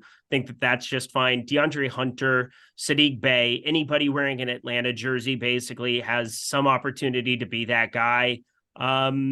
getting a little bit different. I do like the Rui Hachimura call from you. That's somebody that I didn't really contemplate all that much, but I'm with you. You'd want to play 100% Rui Hachimura if you knew LeBron was out right now at 4,500. And so just preloading some, getting to a little bit, never the worst thing. Plus, we've seen a number of times he comes out in that second unit. He can be that guy, even though he's a 0.93 fantasy point per minute player.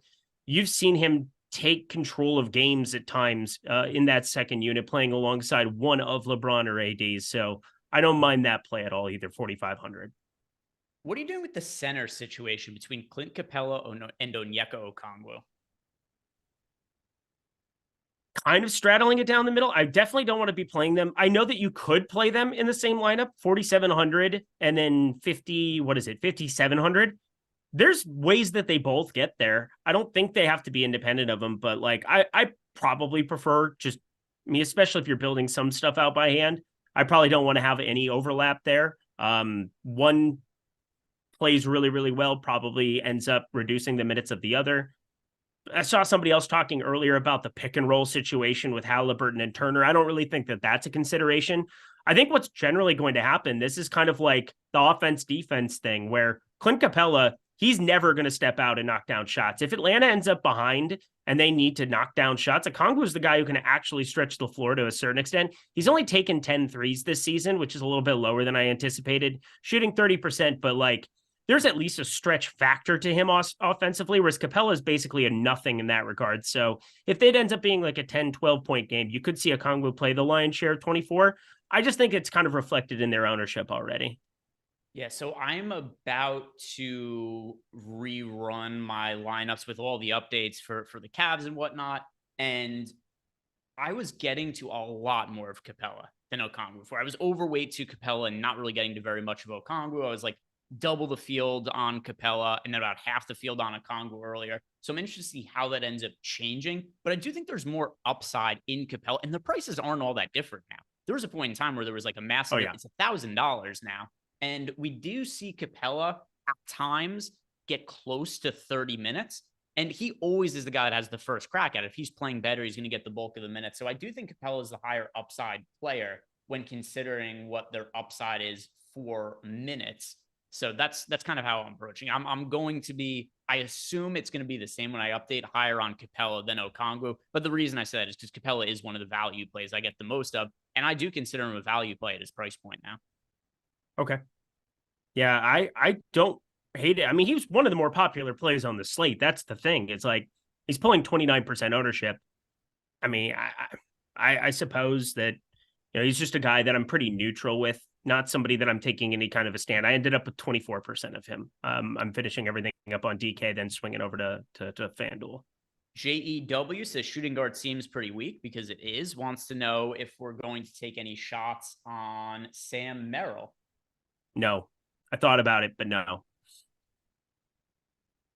If I do, it's going to just be a couple that the Sims give me, but like nothing as a priority. If you're playing one lineup today, Sam Merrill should not be in it.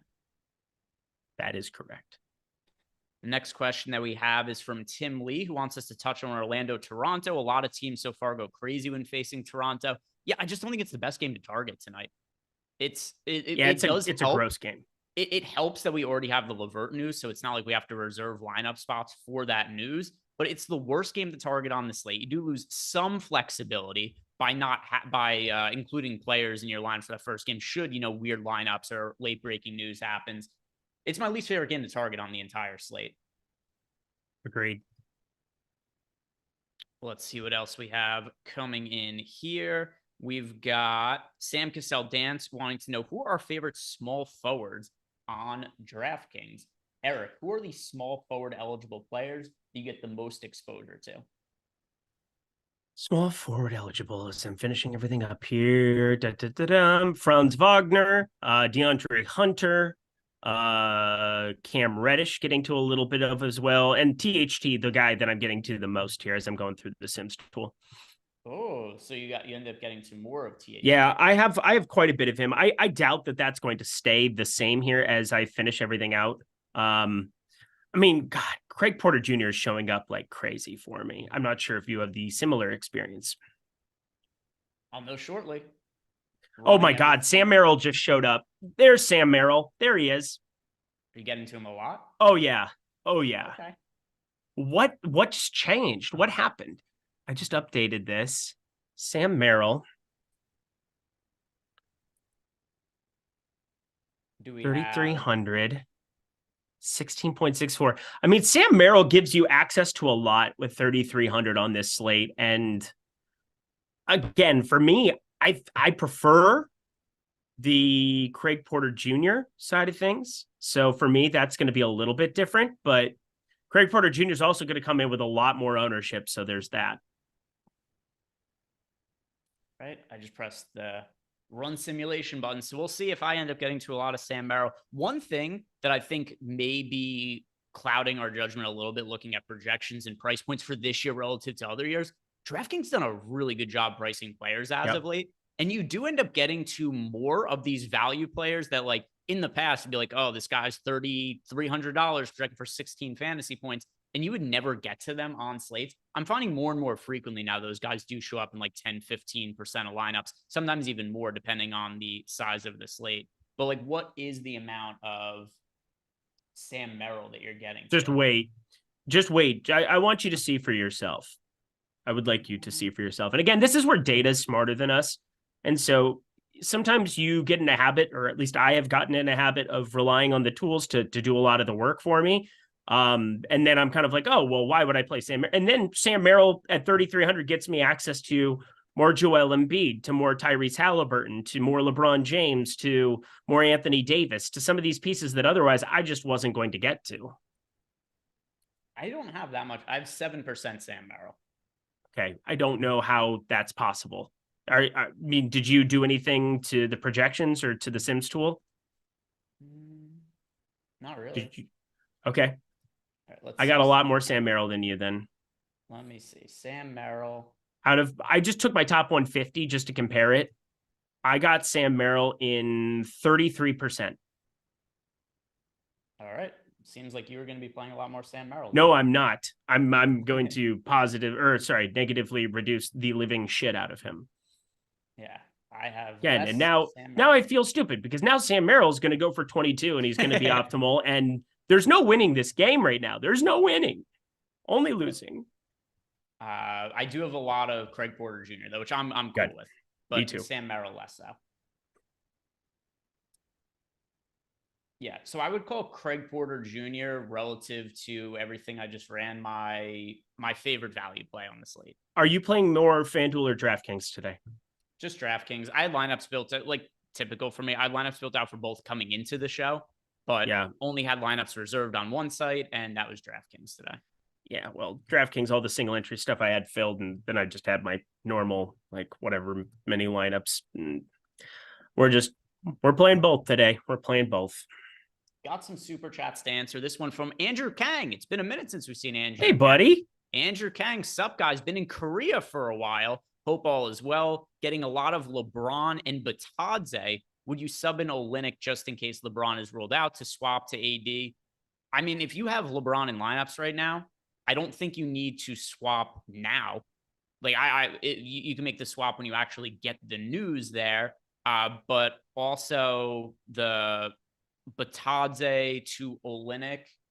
Do you have any like strong takes on like whether you want to get to Batadze or Olynyk more? I was getting to Batadze when I was running FanDuel lineups. Yeah, I'm not in love with getting there. I mean, here's the thing: you have at center a lot of opportunity cost. Like Jakob Poeltl 6,300, Clint Capella 6,200, Kongwu 5,700, Goga is down there at 5,200. And going to Kelly Olynyk kind of gives you some of that access. And there's really nobody below him that I would want to be playing underneath Goga. I just think Kelly Olynyk is like rather interesting as far as like, I don't know, maybe because you can get that power forward eligibility to kind of swap around. For me, I just don't want to be using my one center spot here on Goga more than likely. I don't want to say I'm finishing everything up here. I've got 5 minutes. I will tell you exactly how much Goga I get to when it's all said and done. But like considering Capella and Okongwu are right above there, Jakob Poeltl's above there, Allen's at 7K. It is a little bit pricey here. I have a feeling that it's going to end up being more Evan Mobley, Joel Embiid in my center spot, but I can't say for sure. Next question that we have here is from Brandon Wagner. $4.20 max on DK. Is 100% Young crazy because that's what I'm doing? No, not at all. I have Trae Young in, let's see, I just uploaded everything. I have Trae Young in 51.3% of lineups for what it's worth. But yeah, if you're playing 20 lineups and you're looking to take a stand on somebody, just lock in. Trae Young is one of the guys I would not have an issue with doing that on. Oh man, we got a sweat going. This is not good. Uh-oh, what's happening to you now? Something where the FanDuel, I'm not able to get it to work the way I need it to. This is bad. Regenerate lineups, please. I'll take the super chats from here. Nope, I can answer. I'm just sitting waiting. I'm just twiddling my thumbs, doing nothing. Dahmer707, and he's only asking you this question. Hey Eric, why late swap off Duarte when you have 100% Jokic? Then good point. 11. Yeah, just sit there and do nothing. Andrew Nembhard ruled out. Okay. That's fun. That's going to change anything for me. That's fun. I mean, it's just like a minute here or there for like Obi Toppin, a couple minutes for Benedict Mathurin, Bruce Brown. They're already guys that were in play. They're obviously not as appealing as Atlanta, who gets to face Indy and get to go on this marathon for the ages. But yes, it is still something of note. Next, Dahmer wants to know why you late swapped off Duarte. No, I'm just saying that he said, why bother doing it? Like the same thing that I said about why bother dealing with, like, I already had as much Şengün as I could get without, I didn't have to really go back and late swap anything. So I just kind of like let it run because I was already dead. So I think that's what he was saying, was that that Sacramento game locked after Jokic had already been ejected. Gotcha. Next question here is from Riley Cooper 14. Wade or Niang? I mean, if it has to be one of the two, I'll say Wade because he's starting, but neither of them were players I'm really getting to. It's Craig Porter Jr. is the cheap guy I'm getting to from the Cavs. Duarte got hurt. Duarte got hurt at like the very end of the first half. He had like 2 fantasy points. How about for yourself, Wade or Niang? Niang. All right, you were going with Niang. I went with Wade, but not really an answer that I feel great about there. Next question that we have, let's go into the Discord channel, JEW. Which point guard would you not play on FanDuel? Trae, Halliburton, or Garland? I like Halliburton out of the trio, which is weird to say out loud. As you're one to, so he's saying fade one of these 3. Yeah, so I would fade Halliburton out of the 3. I agree with you. And it's also not something that I would feel particularly great about, but in one lineup, you have to figure out, actually, you know what? For correlation purposes, I'm going to say Garland, because then you get Trae Young and Halliburton in the same lineup playing against each other. Nobody wants to play Gary Trent on FanDuel, eh? Nobody wants to play Gary Trent. Oh, shit. Kenny Wayne wants to know, is Sam Merrill our exotic play of the night? He does seem to fit what Eric's MO is, but he's not going to be my exotic play. Do you have an exotic play of the night? Nope. I need to get my freaking lineups in, Greg. And then just Colin Sexton, 2 question marks. This is coming to us. I'm not going to get it. I'm not going to get it in. Cleveland 27 wants to know Colin Sexton. Well, I don't know what it is you want me to know about or what you're asking us about Sexton, but I hardly played him. He is in 4% of my top 150 lineups. So not so much for me. I know that he was good on a points per minute basis last game. He scored almost all his fantasy points in the first half of that game where he was actually, that was last Friday night where he was really, really popular. I'm not a Matt. Did you get it in or no? No. Oh my God, Eric. At least you have a working camera now.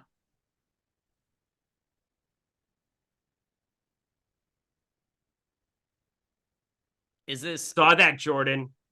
Relative to the Paul George situation? More tilting, less tilting, same tilting? No, I have 100% Dennis Schroeder now. So that's not fun. I have 100% Franz Wagner now. That's not fun. If you win a GPP tonight, will you dye the front of your hair blonde? No. Boy, this is really no fun for me either then. Franz Wagner isn't that bad of a play today, though. Yeah. How about Dennis Schroeder? Yeah, you're kind of fucked on that one. But I mean, like Franz Wagner, yeah, could take you places. 100% Dennis Schroeder on FanDuel, 100% Franz Wagner. Great. Yeah, I won a GPP last year too. 100% Joel Embiid. That was fun. But you know what? Joel Embiid's a lot better than Dennis Schroeder, and he's at a position where there aren't 48 plays that I want, like point guard. Hasn't Schroeder been like one of your guys this year? Yeah, from a betting perspective, a little bit different. We're talking a 6,500 Dennis Schroeder. Where I had him in my placeholder. I just had I built out a lineup last night as my placeholder, and then I just didn't upload another set of lineups because I'm like, I'll come back and revisit this. I was like, I'll fire quite a bit in the 5 and I'll be all set and everything's great and everything's awesome. And now it's not great or awesome, Greg. Do you want to guess how much exposure I have to Dennis Schroeder? 0. Yeah, because I'm a rational human being. I'm not playing fucking Dennis Schroeder. Dennis Schroeder. What am I, a loser? I'm not playing Dennis Schroeder tonight. Why are you the way that you are? We have literally just trying not to get sick before Thanksgiving. We got, let's see, do we have any more questions? No, we got all the questions answered here from the Discord channel. If you guys haven't done it yet, by the way, do us a favor, like the video, subscribe to the YouTube channel. And you know what we're going to do for these next 28 minutes, Eric? What? We're going to make fun of you a little bit. Just a little. Yeah. But we're also going to help you win your money back, right? So here's what we're going to do. We're going to build some lineups for Showdown in the Sims tool. We're going to answer questions that people have. We're going to react to any kind of late news. We'll look at some bets too. We'll try to find some bets we like from Odd Shop. We're going to get all your money back for you. How does that sound? Yeah. All right, there we go. Jordan, pull up the Sims tool. We got to make Eric feel like less of a fucking idiot. So let's build some lineups. Let's build some lineups for Showdown today. And we'll see what $400. Just wave goodbye. Thanks for coming. So let's see. We've got the flagship contest tonight on DraftKings for Showdown. And we'll build some lineups too for the FanDuel late night Showdown contest. We got the Utah Jazz against the Los Angeles Lakers. This is also going to become a Dennis Schroeder watch party now. Like that's literally what it's going to watch him just have a massive game. Oh, God, I will be just as if I'm not as annoying as possible as is, just like as a person in the world already. I will be completely like borderline intolerable if he goes nuts in the first couple minutes to this thing. I'm rooting for it. He hasn't scored yet, but the game hasn't tipped off, in fairness to him. Gee, thanks. All right, so let's sim these lineups out, Jordan, and then we'll look at who we're getting to in terms of like most rostered players in the captain spot, most rostered players in the flex spot, all that kind of good stuff. We'll look at some value options. And if you guys want to check out our NBA package, it includes all of our simulation tool contest generator. There's a link to sign up for that below. And let's see, we got the lineups running here. Are there decent sized contests on FanDuel for the late Showdown slate today? Let's see if we have that. I hope so. Got to chase. Yeah. We've got the $7 that pays $10K to first place. Just win $10K in that tonight, Eric. And then you're okay. Okay. I'll just do that then. We've got some. You know what else we should do? Predictions from the chat. How many fantasy points does Dennis Schroeder score tonight? Let us know. We've got some people. Oh, all right. Nathan Rigg, he's projecting a hamstring pull in a minute for Dennis Schroeder. Fuck you. All right. Tyler, this is not really a prediction on Dennis Schroeder, but more of a comment. He says that Eric looks like DiCaprio after coming back from war, and that's a compliment. I don't understand what it means, but he said it was a compliment, so I thought I'd read it. Does it make you feel better? No.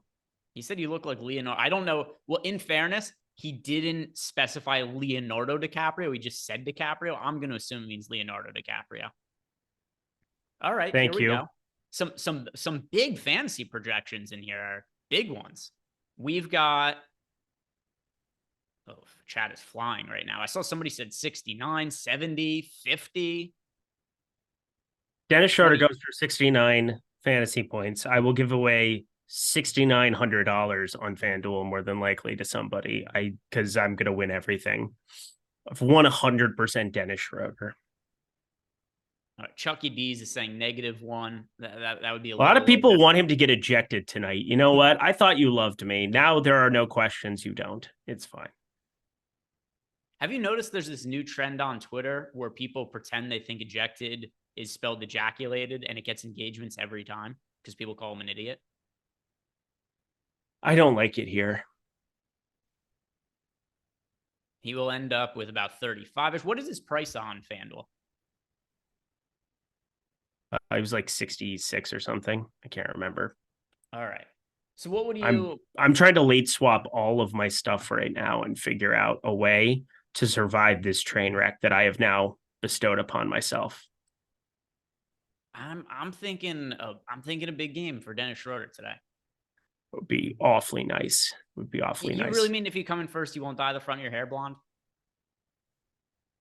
No, I won't. And normally, here's the thing. I used to fall for these tactics of yours. I used to go along with everything. Yes, Greg, I will do it. Yes, I won't. But here's the thing is that like now, I don't need that. I don't need the clout.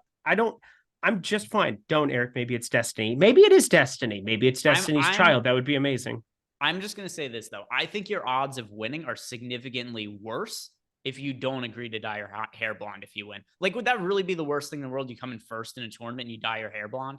Yeah, but then I get divorced in the meantime, so I actually lose. That's true. Then you have to give half the money away.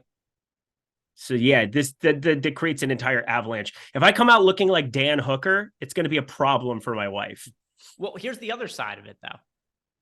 If you lose tonight, maybe you want the divorce because then she finds out that she owes you the $200 that he lost because she has to pay for half of it. No, I just had to pay for Duke's freaking grooming. My wife is just like, I pay for the grooming every single time, yada, yada, yada. I'm like, okay, well, here you go. There's the money for the grooming. And then I was like, how much does it cost to groom our dog? I had no idea. It is way more expensive than I anticipated. Let me just say. You can't do it yourself? No. You think I'm going to go out with kitchen shears and try to cut hair on my dog?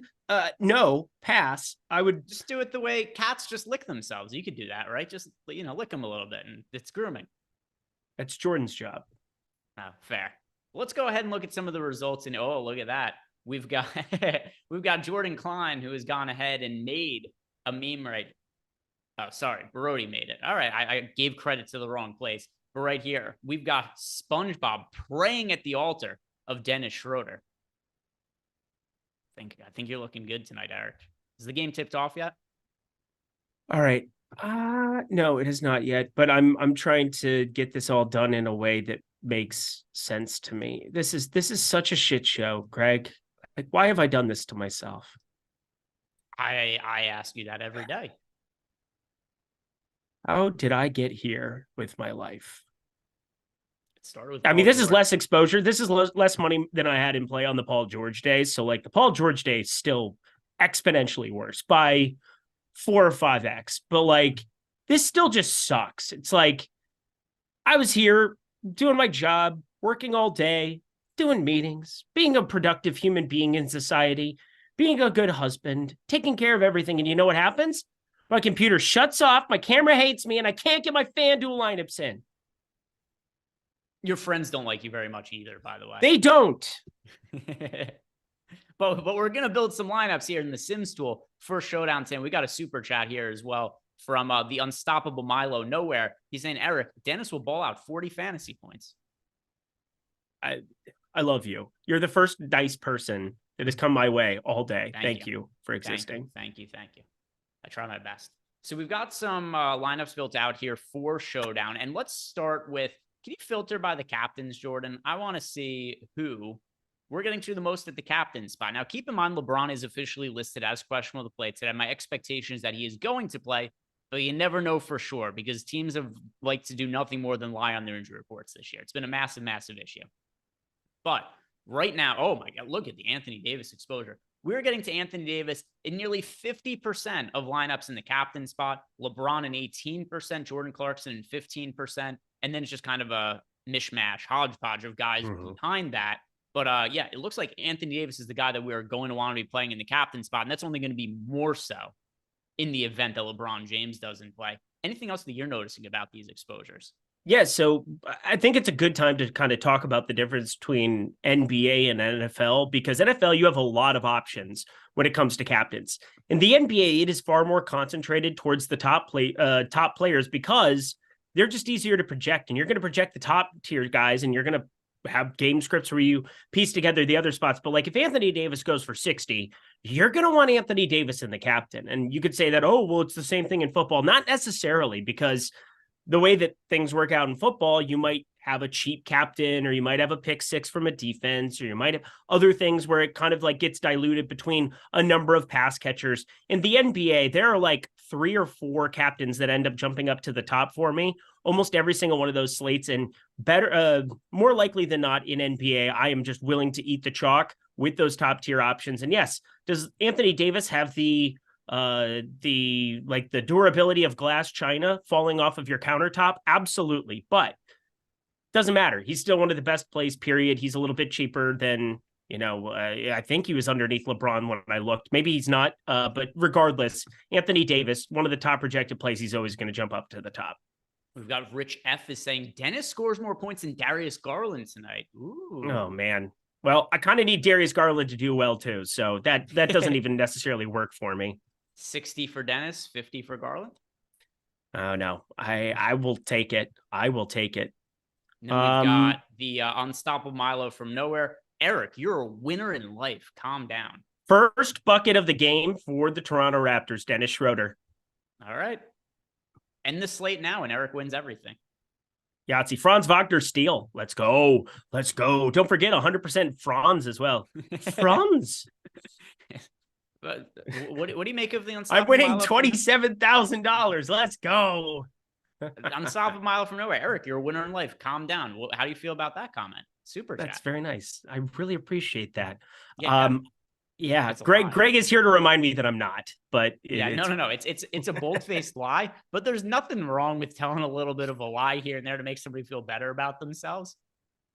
Does every lady look good in the shirt when she asks you, do I look nice tonight? No, but you say it sometimes anyway, because it can't hurt, right?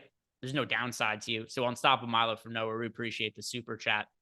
Let me go and check out Discord, see if we have any questions in here. And if not, we'll get back to looking at the Sims tool and what it is that we're getting to from a value standpoint.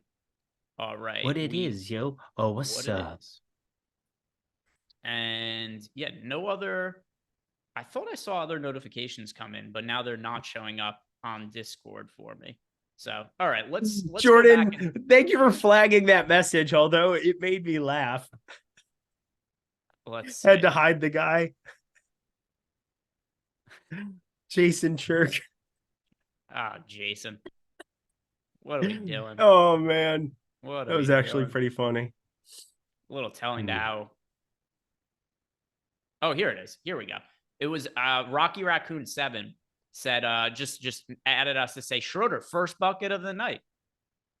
That was what he wanted to tell. Okay, I thought I saw it. Why didn't that show up in my mentions? And then we got Rocky Raccoon also said, I only did one lineup on DK and played Schroeder. So he also has 100% Schroeder. So he's with you in solidarity. And there you go. Appreciate you. He played Dennis Schroeder. Kenny Wayne is asking, so is Franz Wagner now the exotic play of the night? Oh, super exotic. We've got Dennis Schroeder, 2 points. Franz Wagner's got the steal there. 10-4. This is a high-scoring game. We're like 2 minutes into the game. Franz Wagner from deep. What if it's the highest-scoring game of the night? It won't be, but good talk. Glad we had it. Oh, my God. People going nuts in the chat. Everybody's rooting on Franz Wagner and Dennis Schroeder now, Eric. Suggs, baby. Baby, I'm Jalen Suggs. I don't know. Bobby B's left us a super chat. Let's go. If Bron plays, who's better, him or AD on the main slate? So, Eric, do you have more exposure right now to Anthony Davis or LeBron James? LeBron James on DraftKings, that where I can give you an actual answer because I actually got my lineups in there. I have 0 LeBron James and I have 3 lineups of Anthony Davis right now. Again, I planned on redoing most of my DraftKings stuff here in And now it's just become all FanDuel trying to sort out this mess that I have created for myself. But yeah, I think both are fine. I should probably get to a little bit. LeBron James on FanDuel, I know I got a lot of. Yeah, I prefer Anthony Davis to LeBron James. I've got more of AD right now. Let me see. Okay. By the way, actually, the news with the Cleveland Cavaliers, which really made it so that we were talking before, my favorite value play, ended up getting to out of Craig Porter Jr. That value that opened up in the backcourt really enabled me to get to more of Anthony Davis. So of all the spend up options, Anthony Davis is my most rostered expensive center / power forward tonight. That's chill. Why do I have like zero Darius Garland on FanDuel? How much did you you didn't play FanDuel. It doesn't even matter. Yeah. I don't have FanDuel lineups entered. I only have dummy ones that were built before. Well, not dummy ones. I ran them through the Sims. Mine are dummy ones because they were built by a dummy. Yeah, they were built by an absolute dunce cap. Absolute garbage. Absolute jackass. Anthony Davis. So looking at your DraftKings lineups, is there a pay up option that you're getting to in the front court then, or is it just more guys like on the cheap or mid range? It's like guys cheap to the mid range. Looks like. Get this. Schroeder, 2 points. Franz Wagner. I mean, look at Franz Wagner, 3 points and a steal. That's 6 FanDuel points in 2 minutes, Eric. That's cool. You got to be feeling good about that. I do. What's the ownership on Dennis Schroeder over on FanDuel? I assume you're contrarian at least. I am. I'll pull it up, but let me just get everything updated. So I'm going through all the dupes. One of the cool things about the late swap deal is that we're able to get all of these dupes and you can kind of like piece together the way you want your lineups to work. One of the bad things is that you have to like go through and like it's just really frustrating trying to make sure that I have everything done correctly. Here we go. Duped. All right, got it. All right, let's export these. And I am according to Chad now. Stop it. Is he really? That's what Chad is saying. Yep, Dennis Schroeder knocked down a 3. Schroeder on fire. Franz Wagner on fire. Eric's bank account on the upswing. It's about time. If my bank account can be 1/100th of what yours is at the end of the day, I will deem it successful. So now I'm kind of confused. What is your process for reserving lineups? So I just built out a dummy, and I mean, Jalen Suggs is going ballistic, by the way, which is fine by me. I have his over 17.5 PRA. If you saw all the great prize pick content that I'm doing over here on the Twitter/X, that was great stuff too. But no, all I did today was I reserved lineups, and then I went on living my life. And I didn't change the default lineup that I had the entire day. And so it is what it is, yo. What's up? So we just got a starting lineup for by the way, a super chat from Nicholas Lynn, first donation to the Dennis Schroeder fan club. We did get a different starting lineup for the Pacers tonight, and it has been updated in our projections. Goody. We now have Buddy Hield starting for the Pacers. Halliburton, Hield, Brown, Nesmith, Turner. Eric, we were not expecting Buddy Hield to start today. Our projections are updated, so I want to bring this to you guys. We got some time here. We got 10 minutes to make any adjustments to our lineups, but we now have Buddy Hield projected for 26 fantasy points. We've got Bruce Brown for 27 fantasy points. Is there anything that's really changing for you from the Pacers now that Buddy Hield is starting? Well, I got to now revisit everything. Why didn't you bring that up earlier? Again, I've been just grinding to find some positives here and try to make sure that I can wrap around some of the Brogdon that I was going to have here. So Buddy Hield on FanDuel, because obviously he's 4,900 on FanDuel, son of a biscuit. We want to get to like all of him. You want to play like all the Buddy Hield you can get to on FanDuel right now. We have him for 49.6% ownership, but that's going to come. It's not going to be that high. It came out after lock. There's no way that he's going to be that highly owned. You should get 2 tons of him. Buddy Hield, clearly a very good play on FanDuel, especially now that you're looking at the updated projection. And DraftKings is more favorable scoring for him because of the 3-point bonus. Like, I'm just curious if I can even get to him here. It's pretty expensive from what I remember. Yeah, he's 5,600. That's actually not as bad as I thought. I thought he was still like around 58, 6K. So I'll probably get to a little bit over there too. I don't think it's going to be too much significant for me. Well, FanDuel, I can tell you one thing. We're about to get ourselves somebody healed in our lives. Yeah, I mean, you should be jamming him over there for sure. Yep, I'm gonna probably get to like 100%. All right, let's update this shit. Oh man. What? Anybody else just sick as a dog for like 2 weeks? It feels like that's me. I think that's a you problem. Okay, thanks. Really appreciate your support here on this show today. Yeah, that's only a you problem. All right, Buddy Hield. I'm not dying to jam Buddy Hield into lineups. I am on FanDuel.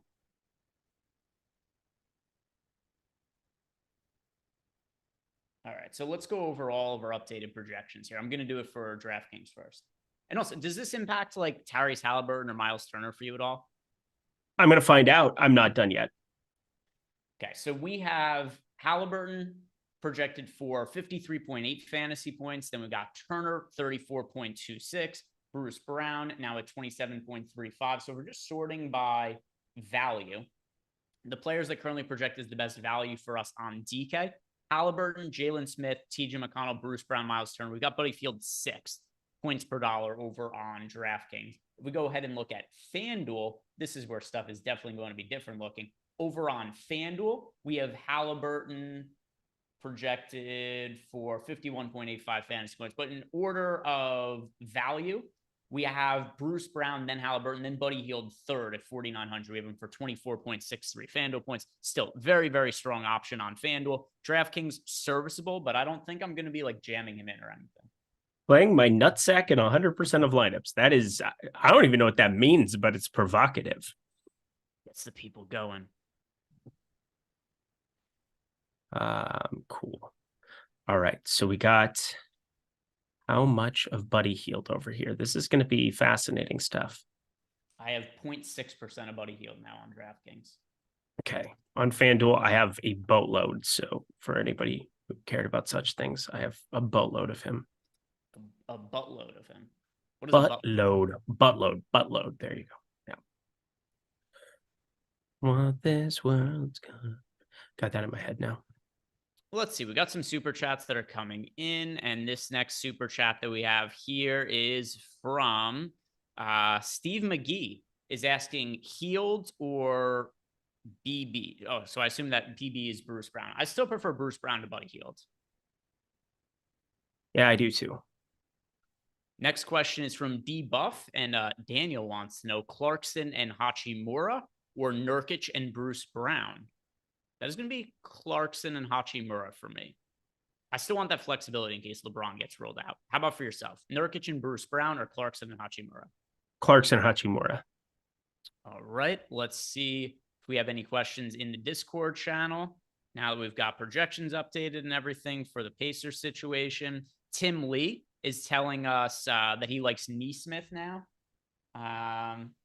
Yeah, I'm not really getting too much of Nesmith either. I mean, like, none of these guys project crazy well for us, right? I mean, Nesmith is projected for 19 fantasy points at $4,500 on DraftKings, 19.63 at $4,400 on DK. You know, it's guys, if they're in a lineup or two, that's okay, but these are not players I'm going out of my way to get to.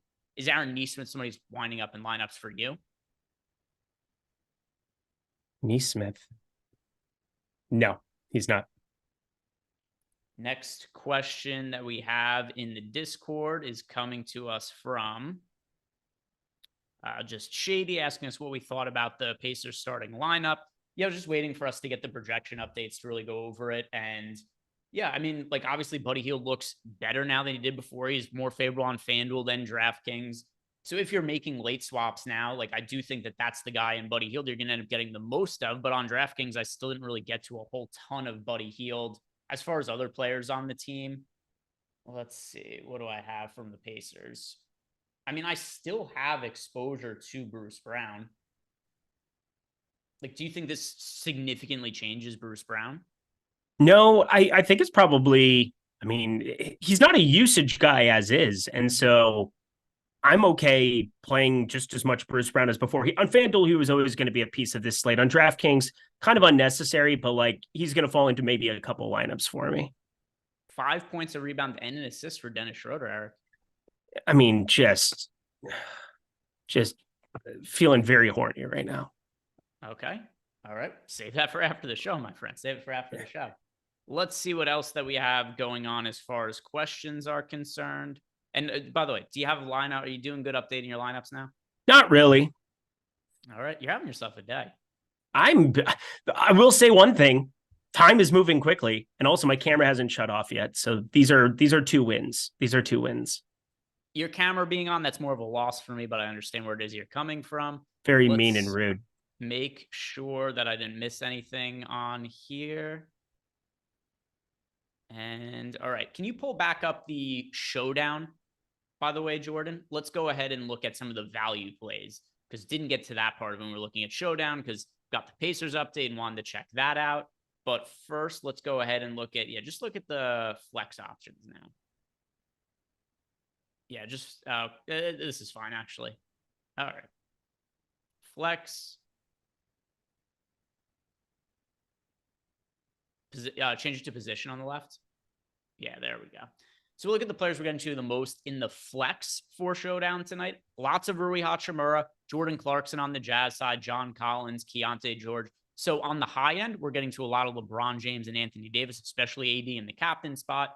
And then to save salary, we're getting to some of Rui Hachimura. Not as much salary saving options from the Lakers, though. So from the Jazz, we get to Jordan Clarkson, Keontae George. There's some Kelly Olynyk popping up in lineups. Who are we underweight to? If you go to the right, Jordan, sort by leverage, and let's see who we're underweight to. One more click.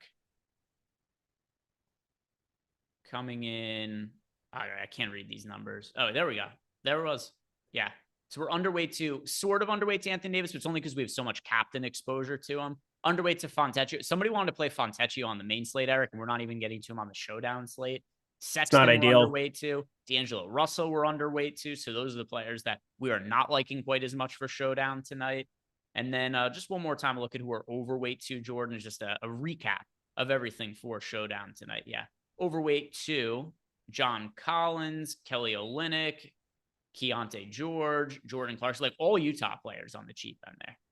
All Utah That's players. chill. That's chill. Oh, people are going nuts about Goga. What is Goga doing today? He's having a very odd game. Goga has not scored a point. He's missed all of his shots from the field, but he has 3 rebounds, 4 assists, and a block. Normal stuff. Very bizarre stat line. Jalen Suggs started off with 8 points, a rebound, an assist, and a steal. Jalen Suggs has his party pants on. OG Anunoby also has a very bizarre stat line tonight. 3 blocks and no other stats for him. All right. Am I seriously going to not get DraftKings in either here? That would be just so unbelievably tilting. All right, Eric, we're going to have an intervention. No more playing 17 slates while we're doing live before lock together. Just 2. I literally only had 2. It's just that these 2 just want to be difficult for me right now. It is what it is. All right, guys. Thank you very much for watching. If you have not done it yet, do us a big favor. Like the video. Subscribe to the YouTube channel. Thank you very much for watching. We got to watch the journey of Eric tilting his lineups. And now, go check out Eric on Twitter, because I think there might be some tweet tilting that goes on later in the night. So you can follow Eric at Eric Lindquist on Twitter. Thank you very much for watching, guys. We will be back here tomorrow. Final NBA slate prior to Thanksgiving. Then we get one day off. So see you back here tomorrow, and good luck tonight, guys.